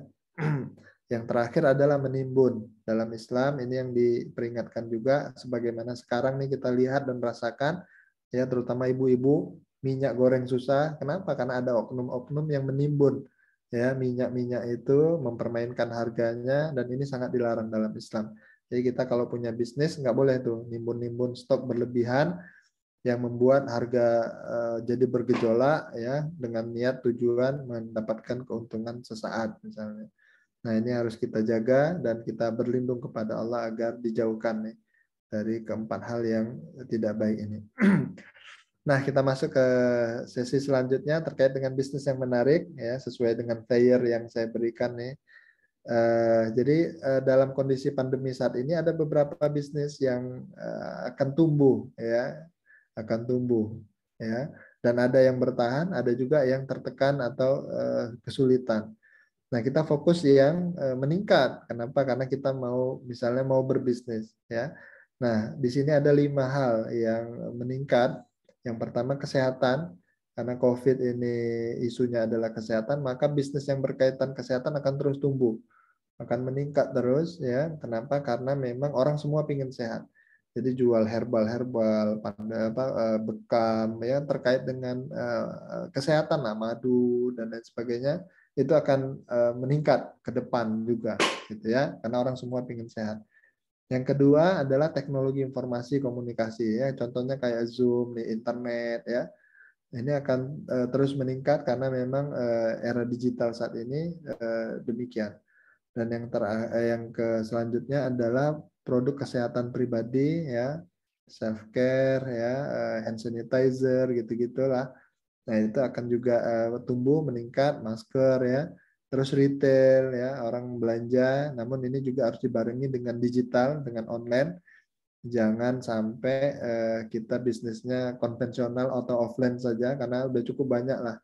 Ya, kemarin saya ke Batam tuh banyak mall yang waduh sedih gitu ya. Dulu rame banget, sekarang udah tutup, udah mati, tinggal beberapa yang kebuka gitu.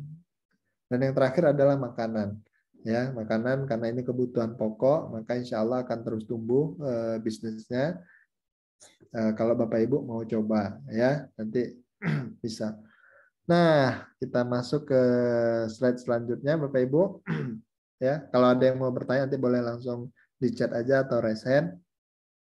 Membangun bisnis modal minim, ya. Ini sebenarnya ada kelas khusus ini ya, membangun bisnis modal minim nih. Saya punya kelasnya.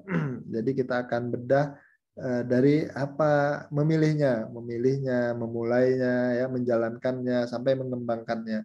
Ya, itu ada kelas tersendiri. Mudah-mudahan nanti kapan-kapan atau ada yang mau belajar khusus juga boleh. Membangun bisnis modal minim. Namun secara umum nih ada 4 hal yang perlu kita perhatikan. Yang pertama, tetapkan niat yang luas dan mulia. Kenapa sih mau berbisnis? Itu untuk apa? Mau dibilang CEO, mau dibilang pengusaha, atau cuman pingin label-label itu aja. Atau memang kita pingin bermanfaat buat orang lain, pingin punya karyawan 1.000 orang, mereka bisa kita gaji, kita nafkahi misalnya. Pingin bermanfaat buat orang lain, pingin buat usaha yang islami, pingin jadi contoh, itu. Jadi sebaiknya niat kita tuh luas dan mulia. Supaya apa? Allah turunkan pertolongan. Karena kalau niat kita sempit, kecil, kenapa Pak pingin bisnis? Ya saya pingin punya uang 1 miliar, pingin ganti mobil jadi Rubicon, ya Pajero Sport, ya, gitu-gitu ya, itu kecil, sempit niatnya.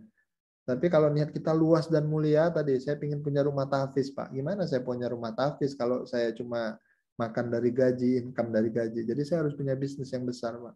Harus punya kos-kosan yang banyak, Pak. Misalnya gitu ya. Itu. Yang kedua, investasi kepada ilmu dahulu. Bapak Ibu, sekali lagi nih saya ingatkan ya, jangan sampai Bapak Ibu memulai suatu bisnis, memulai suatu investasi, nggak paham ilmunya. Udah banyak banget korban ya. Kemarin kan rame itu di sosial media macam-macam binomo dan lain sebagainya. Dan banyak banget orang yang kena gitu ya. Termasuk ada juga teman saya. Dan biasanya udah kena gitu baru konsultasi gitu ya. Aduh saya kayak mana nih ya, sekian puluh juta, ratusan juta. Saya bilang ya udah, yang pertama bersabar ya kan. Yang kedua jadikan pelajaran. Itu karena udah kejadian. Yang kedua jadikan pelajaran. Ke depan hati-hati. Pahami dulu, pelajari dulu betul-betul. Jangan tergoda iming-iming gitu ya. Jangan tergoda hasil yang luar biasa sehingga mematikan pemikiran kita. Jadi yang penting tuh ilmu dulu kalau mau investasi. Pak, saya punya uang 1 miliar, saya mau bisnis ini. Kalau saya bilang alokasikan dulu 50 mungkin 100 juta, belajar kamu, cari gurunya, cari mentornya. Belajar ya sama orang yang udah sukses bangun itu. Karena memulai bisnis Bapak Ibu bukan perkara modal saja itu, tapi ilmu yang lebih penting. Ya. Nah, ini Bapak Ibu mohon dicatat, digarisbawahi. Jadi kalau mau investasi, mau bisnis, ilmu dulu ya. Jangan semangat saja, nggak cukup Bapak Ibu. Saya juga udah pengalaman pernah ditipu orang, ditipu rekan kerja bisnis ya. Jadi saya betul-betul pahami pokoknya udah jalani lah gitu. Dan teman-teman murid-murid saya juga banyak gitu ya. Tadi ada yang udah miliaran gitu. Sayangnya itu udah habis baru dia ketemu saya gitu ya. Jadi telat tapi ya nggak apa-apa lah. Alhamdulillah sekarang udah mulai bangkit lagi, udah mulai lagi walaupun mulai dari kecil lagi ya. Tapi ketika udah paham ilmunya, insya Allah akan cepat dia untuk tumbuh besar. Mulai dengan apa yang ada dan apa yang bisa. Nah ini juga penting Bapak Ibu, dan saya selalu sampaikan ini. Banyak orang berpikir bisnis itu terlalu ideal. Oh harus punya ruko, harus punya tempat yang luas, harus sewa di mall. Enggak. Mulai dengan apa yang ada, apa yang bisa dulu. Ya, adanya garasi rumah, ya udah mulai di garasi dulu. Adanya 10 juta, ya udah 10 juta dulu. Adanya 3 juta, 3 juta dulu udah lebih dari cukup. Buat aja kartu namanya dulu minimal. Niat aja dulu. Ya, yang penting apa yang ada, apa yang bisa lakukan dulu. Pingin punya kafe gede, yang ada kuali cuma 1 di rumah, ya udah pakai aja kuali itu dulu di rumah, wajan atau apa ya bahasanya itu ya. Istri saya tuh sekarang pinginnya salah satunya pingin punya toko kue gitu. Ya udah saya bilang, kamu punya apa sekarang? Udah mulai aja belajar terus ya, ikut kelas-kelas cooking gitu. Ya itu saya ajarin dia gitu. Walaupun saya bisa aja sewain dia ruko atau belikan gitu ya. Tapi enggak, saya mau dia mulai pelan-pelan, bertahap, belajar dulu ilmunya dulu kuasai, yakinkan dulu semangatnya, niatnya dulu diluaskan, dimuliakan, gitu ya. Mulai apa yang ada, apa yang bisa dulu. Insya Allah untuk besar tuh gampang ya. Kalau udah tahu ilmunya, udah tahu caranya, dan udah jelas niatnya, luas dan mulianya. Dan yang terakhir Bapak Ibu dalam memulai bisnis itu yang paling penting adalah miliki coach atau mentor dunia akhirat. Nah, kenapa nih mentornya dunia akhirat? Kenapa? Karena banyak Bapak Ibu mentor sekarang nih di luar sana tuh ngajarinnya tuh dunia aja. Hutang sebanyak-banyaknya. Hutang itu mulia karena kita membantu bank katanya. Karyawan bank tuh bisa hidup karena ada yang hutang. Wah, gitu-gitulah aliran sesat tuh. Ya, ini mohon maaf nih kalau ada yang profesinya kerja di bank. Ya gitulah, artinya dimanipulasi pemikiran kita yang sebenarnya berbahaya. Kenapa saya bilang berbahaya? Contoh gini, mau mulai bisnis, ya, dia ngutang, misalnya 50 juta ngutang, cicilannya 3 juta sebulan. Bisnisnya belum tahu nih, kapan bukanya, untung apa enggak. Ini kan bahaya nih. Cicilannya udah jelas, income untuk bayarnya belum jelas. Sesuatu yang udah jelas dilawan atau disandingkan dengan sesuatu yang belum jelas nih kan, ya menurut saya satu hal yang nggak benar gitu. Tapi banyak itu mentor-mentor di luar sana Bapak Ibu, kelas-kelas bisnis tuh yang ngajarin kayak gitu. Dan saya kawan-kawan saya banyak yang jadi korban tuh. Beli rumah Bapak Ibu ya, diajarin cari apresialnya yang tinggi. Jadi beli rumah 500 juta, cari bank yang mau cairin tuh 600-700 juta. Banyak Bapak Ibu bank yang mau juga kalau rumahnya bagus. Dapat ya 700 juta, sisa 200 kan, beli rumahnya 500. Ini 200 nih kalau nggak dikelola dengan baik, rumahnya nggak bisa produktif, habis Bapak Ibu. Itu hitungan mundur aja lah tuh. Habis kalender, habis lah dia. Gitu ya. Jatuh dia. Kenapa? Karena tadi mentornya sesat nih ngajarinnya ya, nggak benar gitu. Ngajarinnya ilmu hitam gitu ya, dunia aja dan nggak benar gitu. Nah, kalau bisa kita belajar dengan mentor orang yang ya paham dunia, paham akhirat, kita aja nggak dianjurkan untuk berhutang, apalagi riba, gitu ya. Memulai bisnisnya organik, akad-akadnya muamalahnya baik, gitu. Nah ini penting Bapak Ibu, supaya apa ya tadi, selamat dunia akhirat, jangan udahlah dunianya ketar-ketir, akhiratnya cilaka, gitu ya. Nah ini Bapak Ibu, kita punya waktu 10.31. Nah, masih ada waktu setengah jam lagi ya insya Allah. Nah, ini Bapak Ibu yang penting juga, ini juga saya dapat di Malaysia pemahamannya dan saya baru sadar ini ternyata ini penting banget dan banyak yang kita lupa. Aset dan liabilitas. Dan ini juga salah satu sebab ya rahasia orang kaya makin kaya, orang miskin tambah miskin. Aset itu apa Bapak Ibu? Aset itu adalah apa saja yang membuat uang masuk ke dalam rekening kita, dompet kita, ya, kantong kita, maka itu adalah aset. Jadi apa aja yang buat masuk, ya, buat masuk itu aset. Dan apa aja yang buat keluar itu liabilitas. Ya, handphone kita, aset apa liabilitas? Bisa jadi aset, bisa jadi liabilitas. Kalau handphone kita gunakan untuk bisnis, bisa menghasilkan puluhan juta, ratusan juta, maka dia aset. Tapi kalau handphone kita cuma untuk update status, ya hal-hal yang nggak bermanfaat, apalagi misalnya sama anak-anak gitu ya. Jadi liabilitas dia isi pulsa aja, beli casingnya aja, pengeluaran jadinya kan, pengeluaran terus. Rumah kita ya bisa jadi aset, bisa jadi liabilitas. Kalau rumah kita dengan rumah itu bisa produktif, ada bisnisnya misalnya, ada kos-kosannya misalnya, maka dia jadi aset karena dia menghasilkan. Tapi kalau rumah ya, saya udah cerita tuh, mungkin Ustadz Azad juga masih ingat, saya punya teman rumahnya 14 Bapak Ibu. Ya, dia datang konsultasi ke saya mentoring. Itu kita bedah ya financial check up minus Bapak Ibu. Padahal rumahnya 14, punya toko bangunan, punya usaha macam-macam. Kenapa? Karena tadi ternyata liabilitas. Rumahnya banyak, nggak semuanya produktif.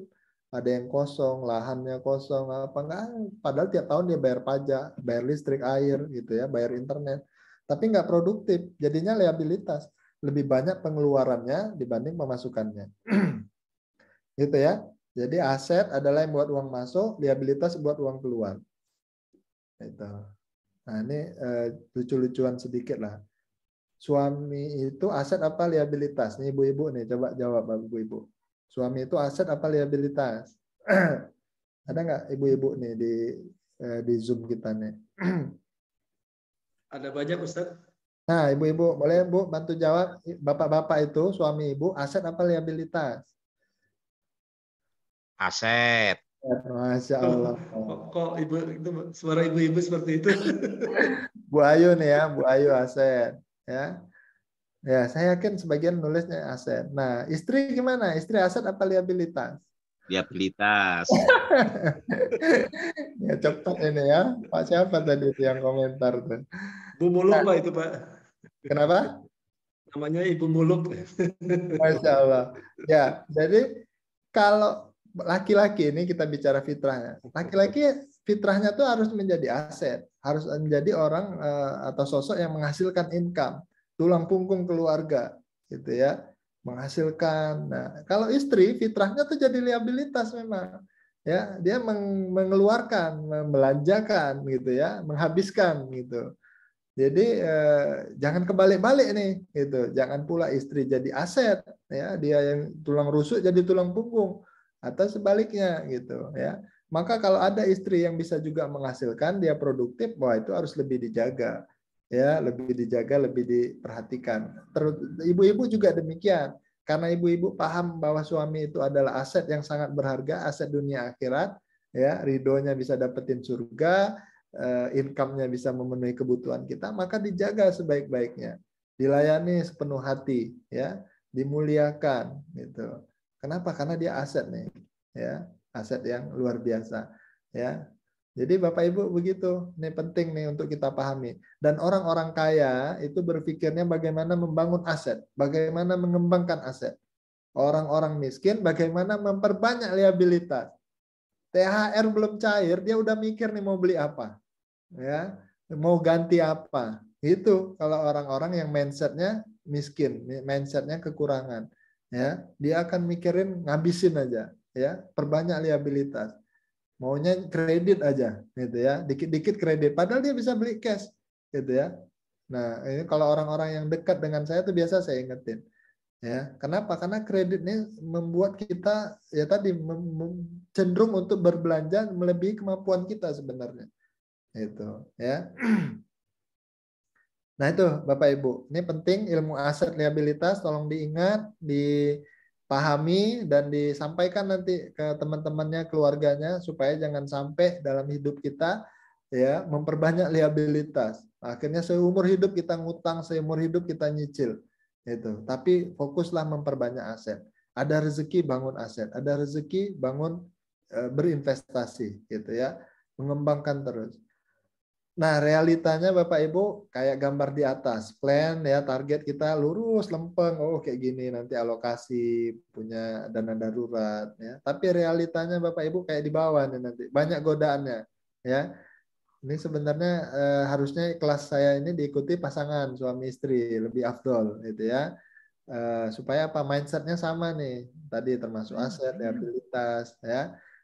Kalau enggak nanti ya diingat aja gitu ya, diingat nanti disampaikan gitu ya supaya bisa punya mindset yang sama karena ini penting ya. Kalau enggak ya jadinya kayak di bawah nih nanti, kita udah paham tadi ya mau financial independent gitu, wah udah indah, tapi karena istri kita nggak paham ilmu keuangan ini, ilmu keuangan keluarga, maka ya tadi akan ada benturan. Kita bilang nanti deh investasi dulu gitu ya, dia nggak, oh no bang belanja bang, ini udah harus diganti bang, ini udah jelek bang, oh gitulah ya. Akan banyak drama jadinya kalau kita sama pasangan nggak punya mindset yang sama.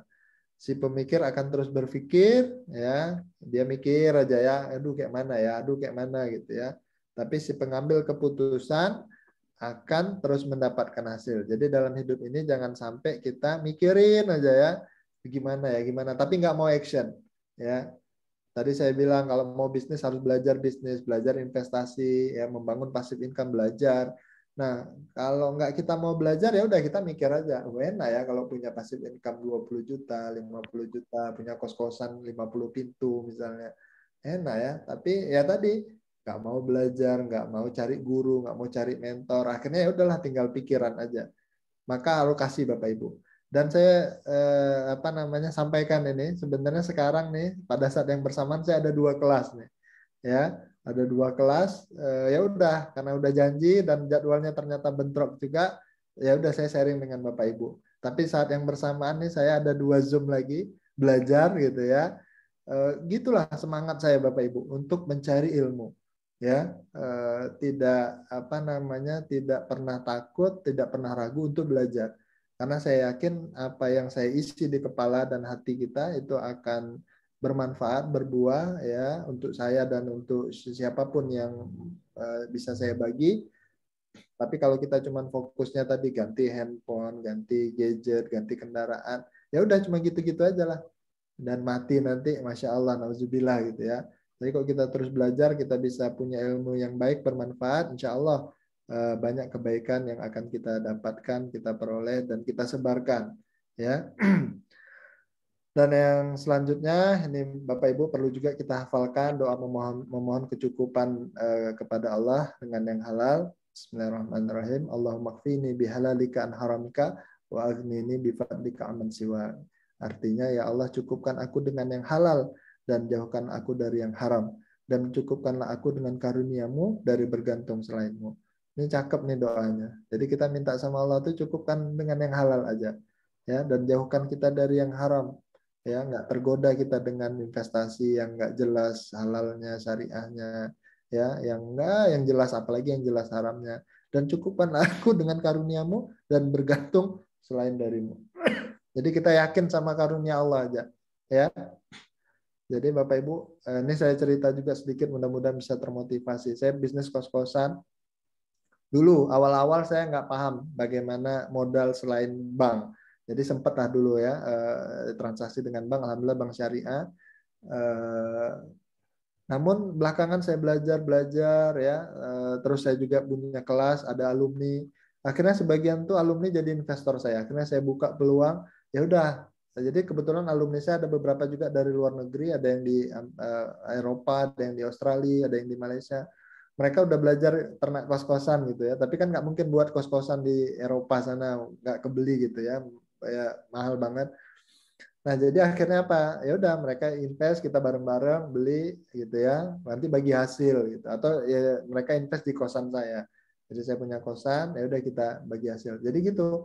Akhirnya saya kalau ada target kadang-kadang yang bagus, ideal, saya beli gitu kan. Nanti urunan kita gitu ya. Nah, itu juga salah satu cara ya ketika kita ingin yang halal nih ya, doa sama Allah. Nah, tinggal tadi amanah dan profesionalisme kita dalam mengelolanya. Ini yang perlu kita jaga, dan alhamdulillah ketika kita sudah belajar dan paham ilmunya, insya Allah tidak ada yang sulit dan terus berjalan. Ada yang udah 4 tahun tuh jadi investor saya, ada yang 3 tahun gitu ya, ada yang juga baru setahun gitu. Tapi biasanya sih saya untuk alumni aja, murid-murid, supaya udah dekat lah, udah kenal gitu ya. Kalau orang umum kan ya kadang-kadang kita belum kenal, belum dekat, ya agak-agak ragu atau ya belum paham lah, belum passionnya seperti apa ya. Nah, baik Bapak Ibu, alhamdulillah jazakumullah khairan atas kesempatan, waktu, perhatian yang sudah diberikan. Semoga Allah karuniakan kita semua rezeki yang halal dan berkah. Amin ya rabbal alamin. Ini kalau mau silaturahmi ya, mau konsultasi boleh sesekali nanti chat ya. Ini nomor WA saya juga. Nah, ini kalau FB sama IG saya.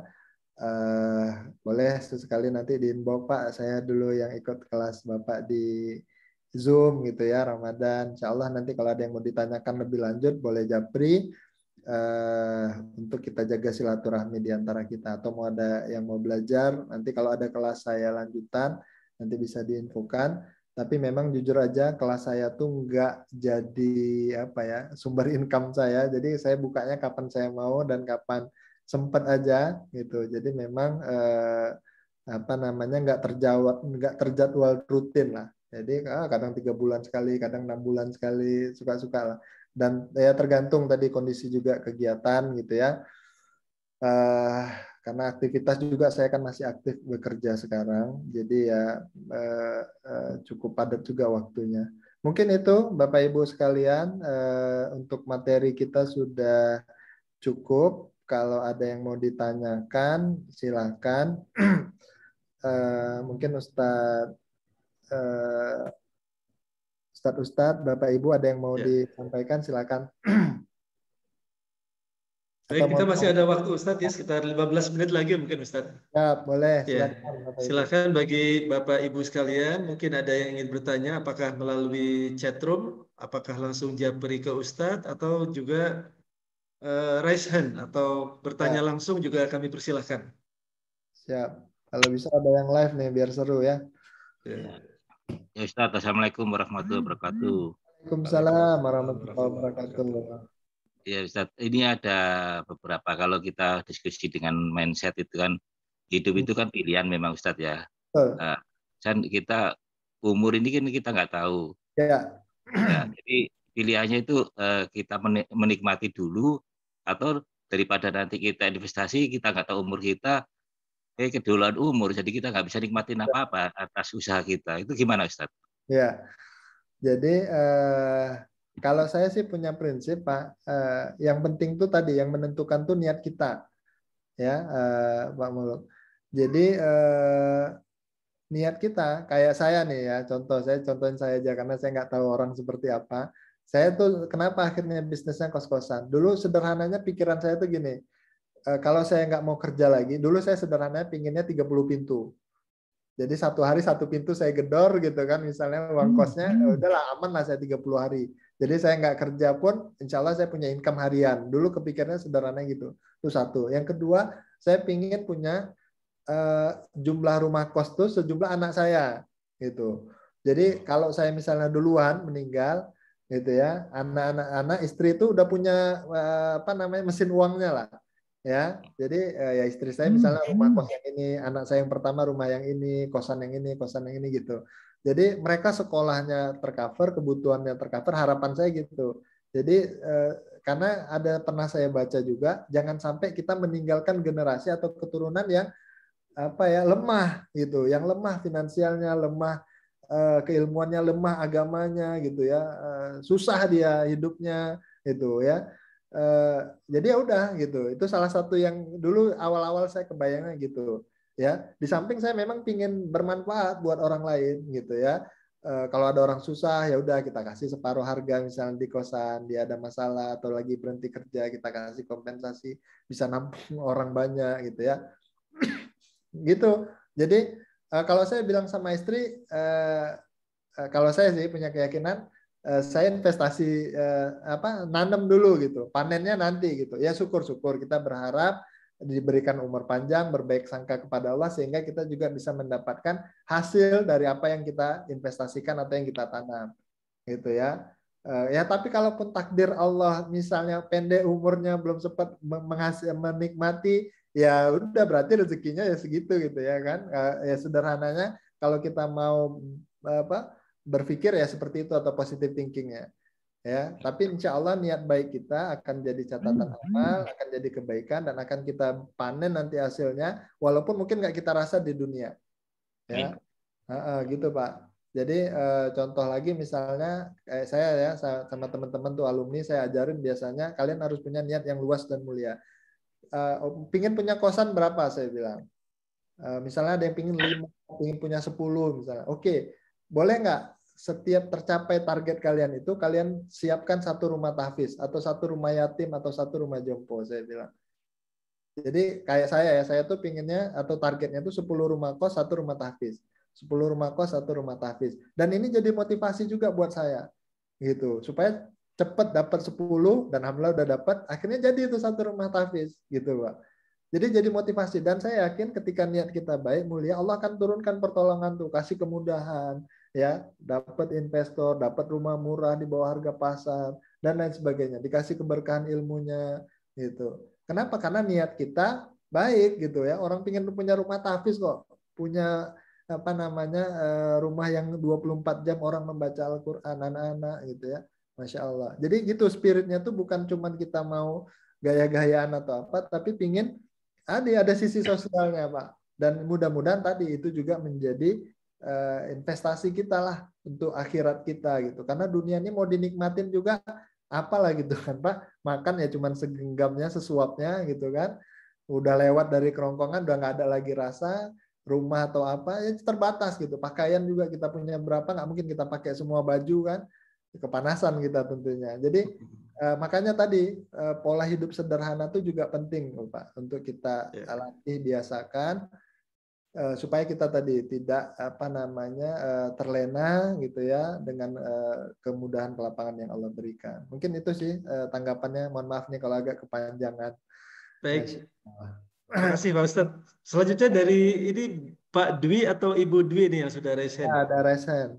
Ya, silakan. Silakan. Pak Dwi ya. Manggil saya Abizumi aja boleh, nggak usah Pak Ustadz juga, Mas Helmi juga boleh. Iya, Abizumi. Jenggot aja dikit nih. Terima kasih. Siapa Dwi, silakan Pak. Ya, untuk aset ya. Kalau kan sekarang aset kalau untuk sebetulnya saya di Surabaya, jadi kan miliaran semua itu. Kalau nabung dari ya saya masih pegawai nih Pak. Nabung untuk beli aset satu aja ya terus terang sulit ya karena kan mahal. Jadi ya saya terus terang rumah saya yang pertama ini KPR sih, jadi kan riba lah. Ini yang aset kedua ini istri saya nggak setuju, harus menghindar riba, kemarin sudah riba lah. Itu strateginya gimana Abi Sumi? Karena kan ya mahal sekali kan, aset miliar, penghasilan kita misalnya 10 juta kan, di pengeluaran 5 juta lebih kan. Nggak biasa, nggak keburu itu ya.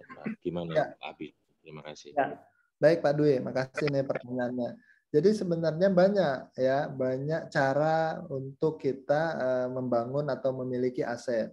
Nah, bisa aja tadi Pak Dwi mungkin mulai bisnis dulu ya, mulai bisnis dulu. Tapi yang paling penting tadi yang pertama tuh ilmunya dulu ya. Pertama niat ya, niatnya mau ngapain dulu nambah aset. Itu yang harus terus ditanyakan, ngapain, mau untuk apa gitu ya. Oh, saya ingin punya kos-kosan misalnya kayak saya ya, ingin punya passive income untuk bantu keluarga. Nggak apa, penting perkuat dulu niatnya dan perluas dan muliakan gitu. Jangan cuma untuk pribadi aja tadi. Oh, saya pingin kalau ada passive income enak lah, saya bisa santai-santai. Jangan cuma sekedar itu, tapi luaskan dan muliakan. Itu yang pertama. Yang kedua, cari ilmunya, Pak. Dan ada caranya, ya. Ini bukan promosi juga nih, tapi true story.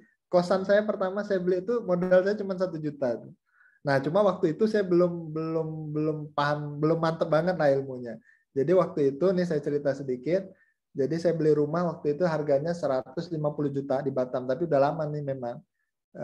Lupa sih tahun berapa, tapi di Batam juga masih banyak rumah di bawah 300-an tuh masih ada. Nah, jadi saya beli waktu itu 150 juta. Saya punya uang waktu itu cuma 1 juta yang ada di rekening gitu ya. Akhirnya apa? Ya itulah, saya agak nekat juga orangnya. Saya kasih 1 juta ke yang punya rumah, saya minta fotokopinya. Terus saya bilang sama family, kebetulan dia baru pensiun, ya lumayan lah uang pensiunnya. Saya bilang gini, mau nggak bagi hasil? Nih waktu itu rumah itu saya beli 5 kamar udah Pak. Saya bilang mau nggak bagi hasil nih? Saya mau beli kos-kosan rumah, tapi sekarang masih 5 kamar. Kalau mau kita 50-50, saya bilang. Waktu itu saya bilang ya itu 150 harganya, terakhir dealnya tuh 140. Saya bilang kalau mau ya udah kita bagi 2 modalnya 50-50. Ternyata dia mau. Ya, nah ini juga ada ilmunya nih, bagaimana meyakinkan orang supaya bisa mau bekerja sama dengan kita atau mau investasi atau mau join dengan kita.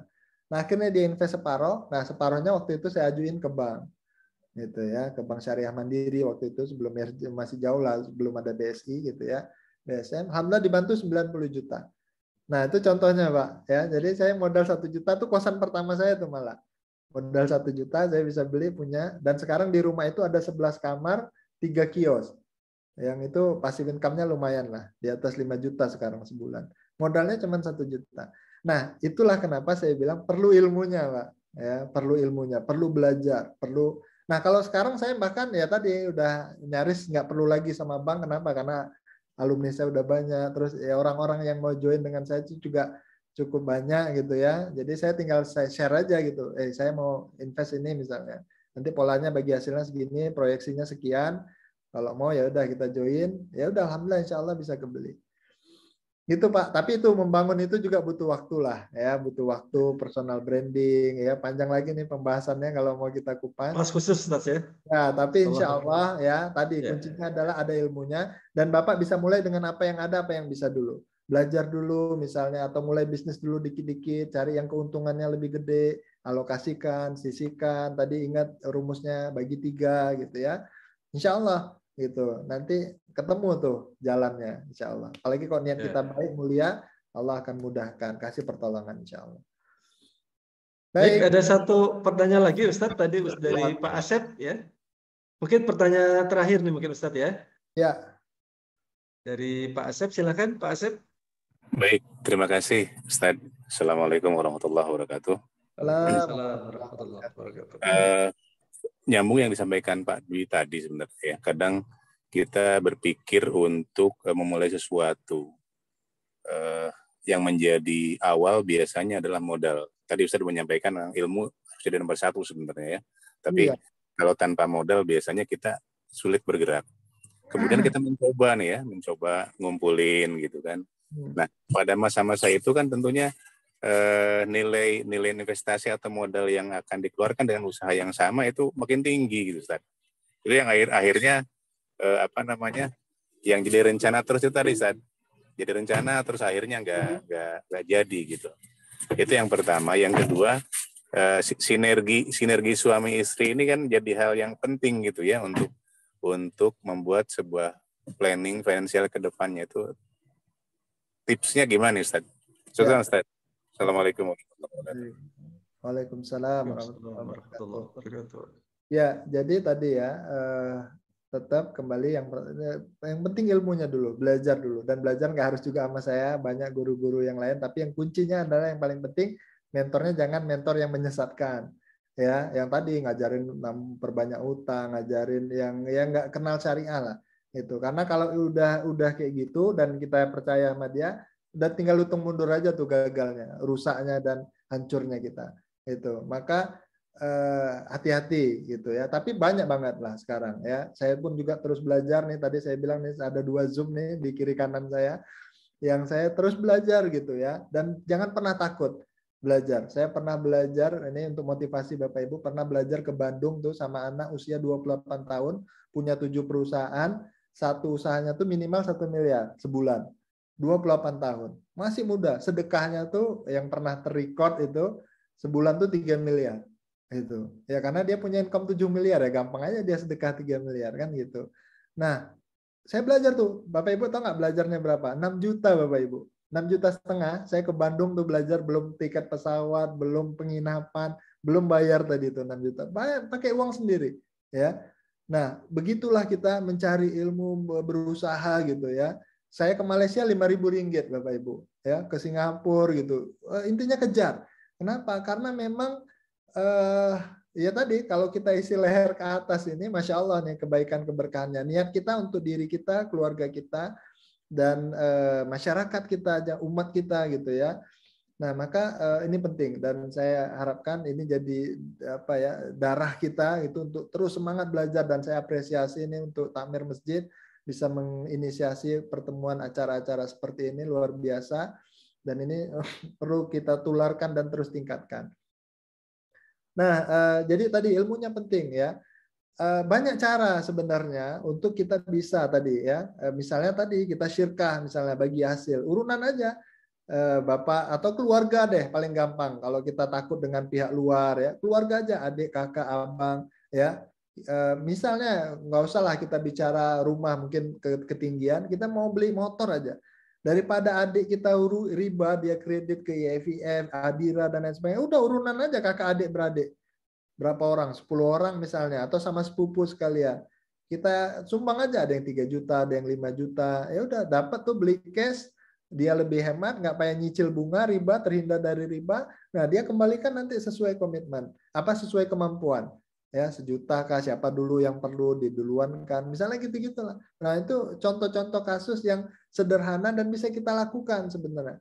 Tinggal bagaimana kita menyamakan nih persepsi dalam keluarga kita, punya spirit yang sama, komitmen yang sama, kita edukasi, maka insya Allah nggak ada yang nggak mungkin, gitu ya. Dan ya alhamdulillah saya sama keluarga juga udah latihan gitu ya. Ada yang mau beli itu yang agak gede nilainya, kita coba urunan dulu deh. Sebisa kita membantu supaya tadi keluarga kita terhindar dari riba yang itu dimurkai Allah dan menyusahkan dia gitu kan.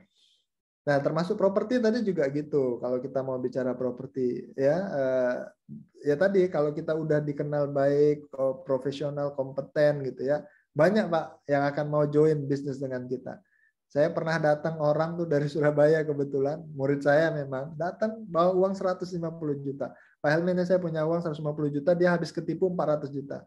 Terserah Pak Helmi lah mau kelola, mau jadiin apa, mau kasih bagi hasil berapa. Nah sampai seperti itu gitu. Bahkan murid saya yang di Paris ya, di Australia itu nggak pernah ketemu, tapi dia mau invest 50 juta. Gitu. Saya pun ya Allah, sampai saya ingetin ke dia, Bu, kalau sama orang lain jangan pernah kayak gini, saya bilang. Kita nggak pernah ketemu, tapi begitulah ya. Ketika kita juga sudah membangun trust dan kita aman, alhamdulillah, udah 3 tahun nih malah yang di Paris gitu.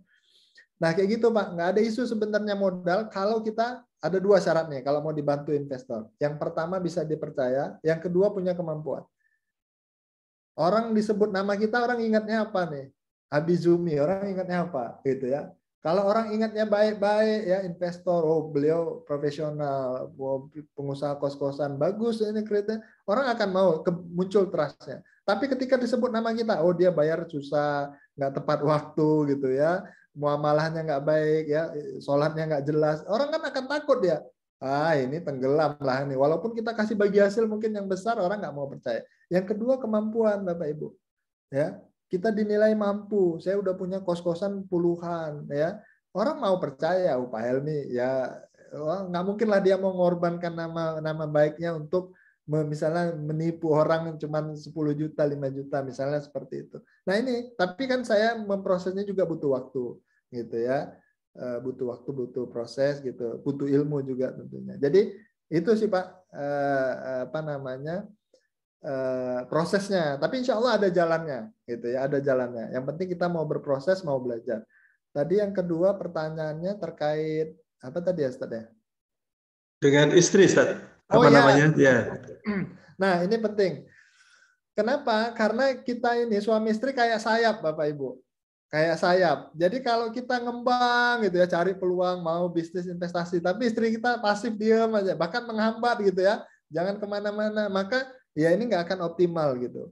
Mau usaha kita nggak akan jalan, nggak akan terbang tinggi, mau bisnis juga demikian. Maka perlu disamakan mindsetnya. Contoh kayak saya Bapak Ibu, ya mohon maaf nih saya banyak mencontohkan diri saya.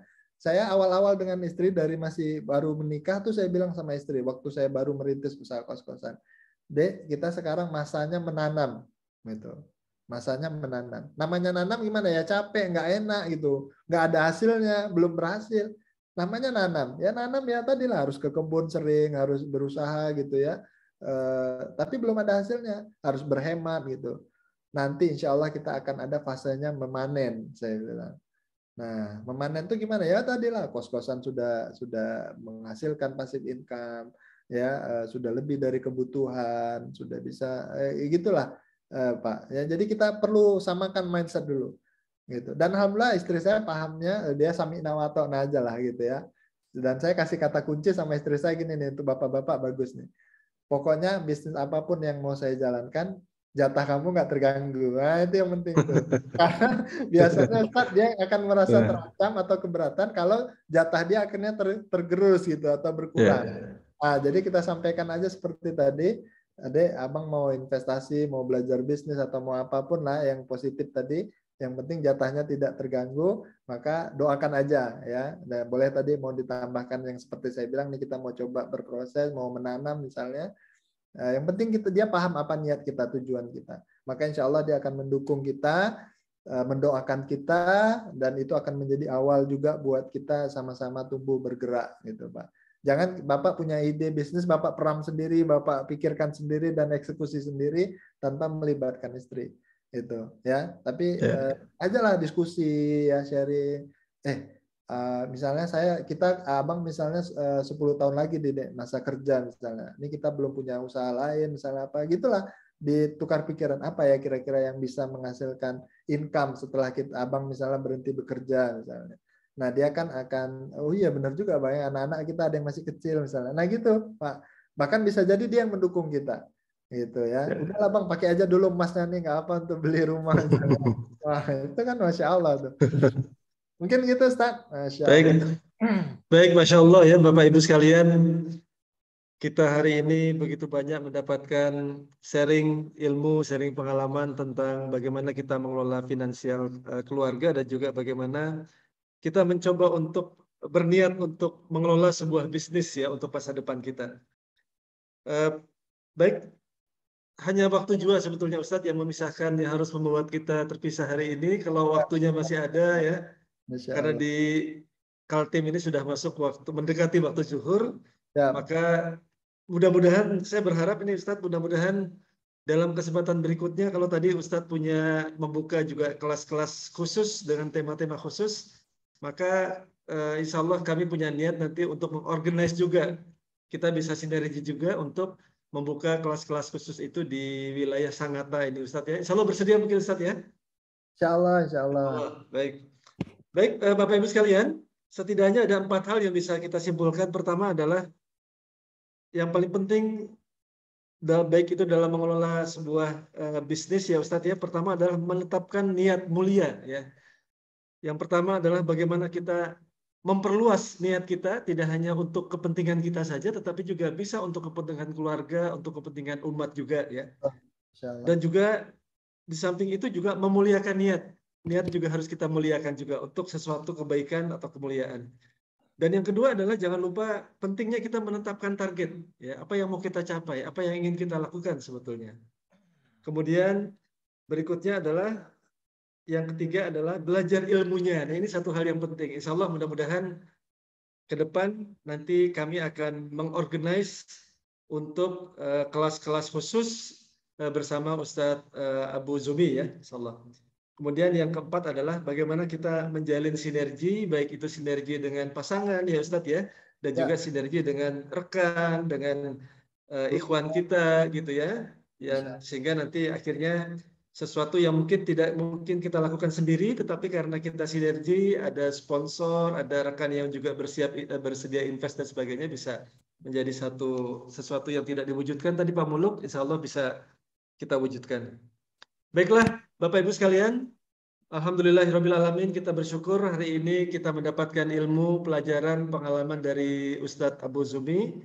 Mudah-mudahan ini satu awal yang baik dan insya Allah ke depan kita bisa banyak juga menggali pengalaman dan juga sharing dari Abu Zumi yang insya Allah bermanfaat juga buat kita semua. Sekali lagi Abu Zumi mewakili Takmir Masjid Bahrul Ulum Sangatta, Tanjung Bara, mudah-mudahan Ustadz berkenan satu saat bisa datang ke Sangatta ini.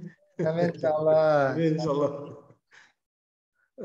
Kami menyampaikan terima kasih banyak Ustadz, sekaligus juga bersama rekan-rekan jamaah dan juga beberapa masyarakat dari Sangatta dan juga ada dari Balikpapan. Masya Allah, ya, insya Allah mudah-mudahan kita bisa silaturahmi lagi kembali dan kami mohon maaf jika ada hal yang kurang dalam penyelenggaraan kegiatan ini. Demikian juga kami informasikan juga Bapak Ibu sekalian bahwa insya Allah besok kita ada juga jadwal webinar yang akan menghadirkan langsung karyawan kita, karyawan KPC yang juga menjadi pelaku usaha yang punya 3 apotek di Sangatta ini dan juga 1 apotek di Gresik ya. Insya Allah mungkin kalau tadi kita dapat ilmunya dari Ustadz, insya Allah besok kita akan langsung diskusi sharing dari pelaku usaha langsung ya. Ini juga Ustadz juga sebetulnya pelaku usaha juga ya. Kita dapat ilmunya dan juga kita dapat pengalaman dari Ustadz.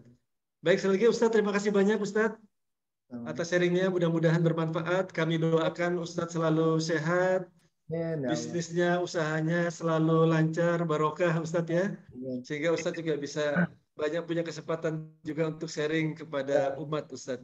Baik, sekali lagi terima kasih banyak Bapak Ibu sekalian atas partisipasinya dalam kegiatan webinar ini. Billahi taufik wal hidayah. Kita tutup dengan doa tutup majelis. Subhanakallahumma wa bihamdika asyhadu an la ilaha illa anta astaghfiruka wa atubu ilaik. Wassalamualaikum warahmatullahi wabarakatuh. Waalaikumsalam warahmatullahi wabarakatuh. Terima kasih Ustaz. Terima kasih Ustaz. Sama. Terima kasih Ustaz. Ditunggu sharing dari Pak Ajat ini yang sudah punya bisnis banyak. Oh. Jazakallah khair. Ya, terima kasih Bapak Ibu. Barakallah Kang Ajat. Ya, sama-sama Pak Ajat April. promosi, kan sedekah 30% tuh. Jabal Ya. Rahmah butuh itu, Jabal Rahmah butuh 30% itu. Oh, iya. Izin live, izin live. Ya, silakan Pak, silakan. Terima kasih. Izin live Pak, terima kasih semuanya. Sama-sama, terima kasih. Waalaikumsalam warahmatullahi wabarakatuh.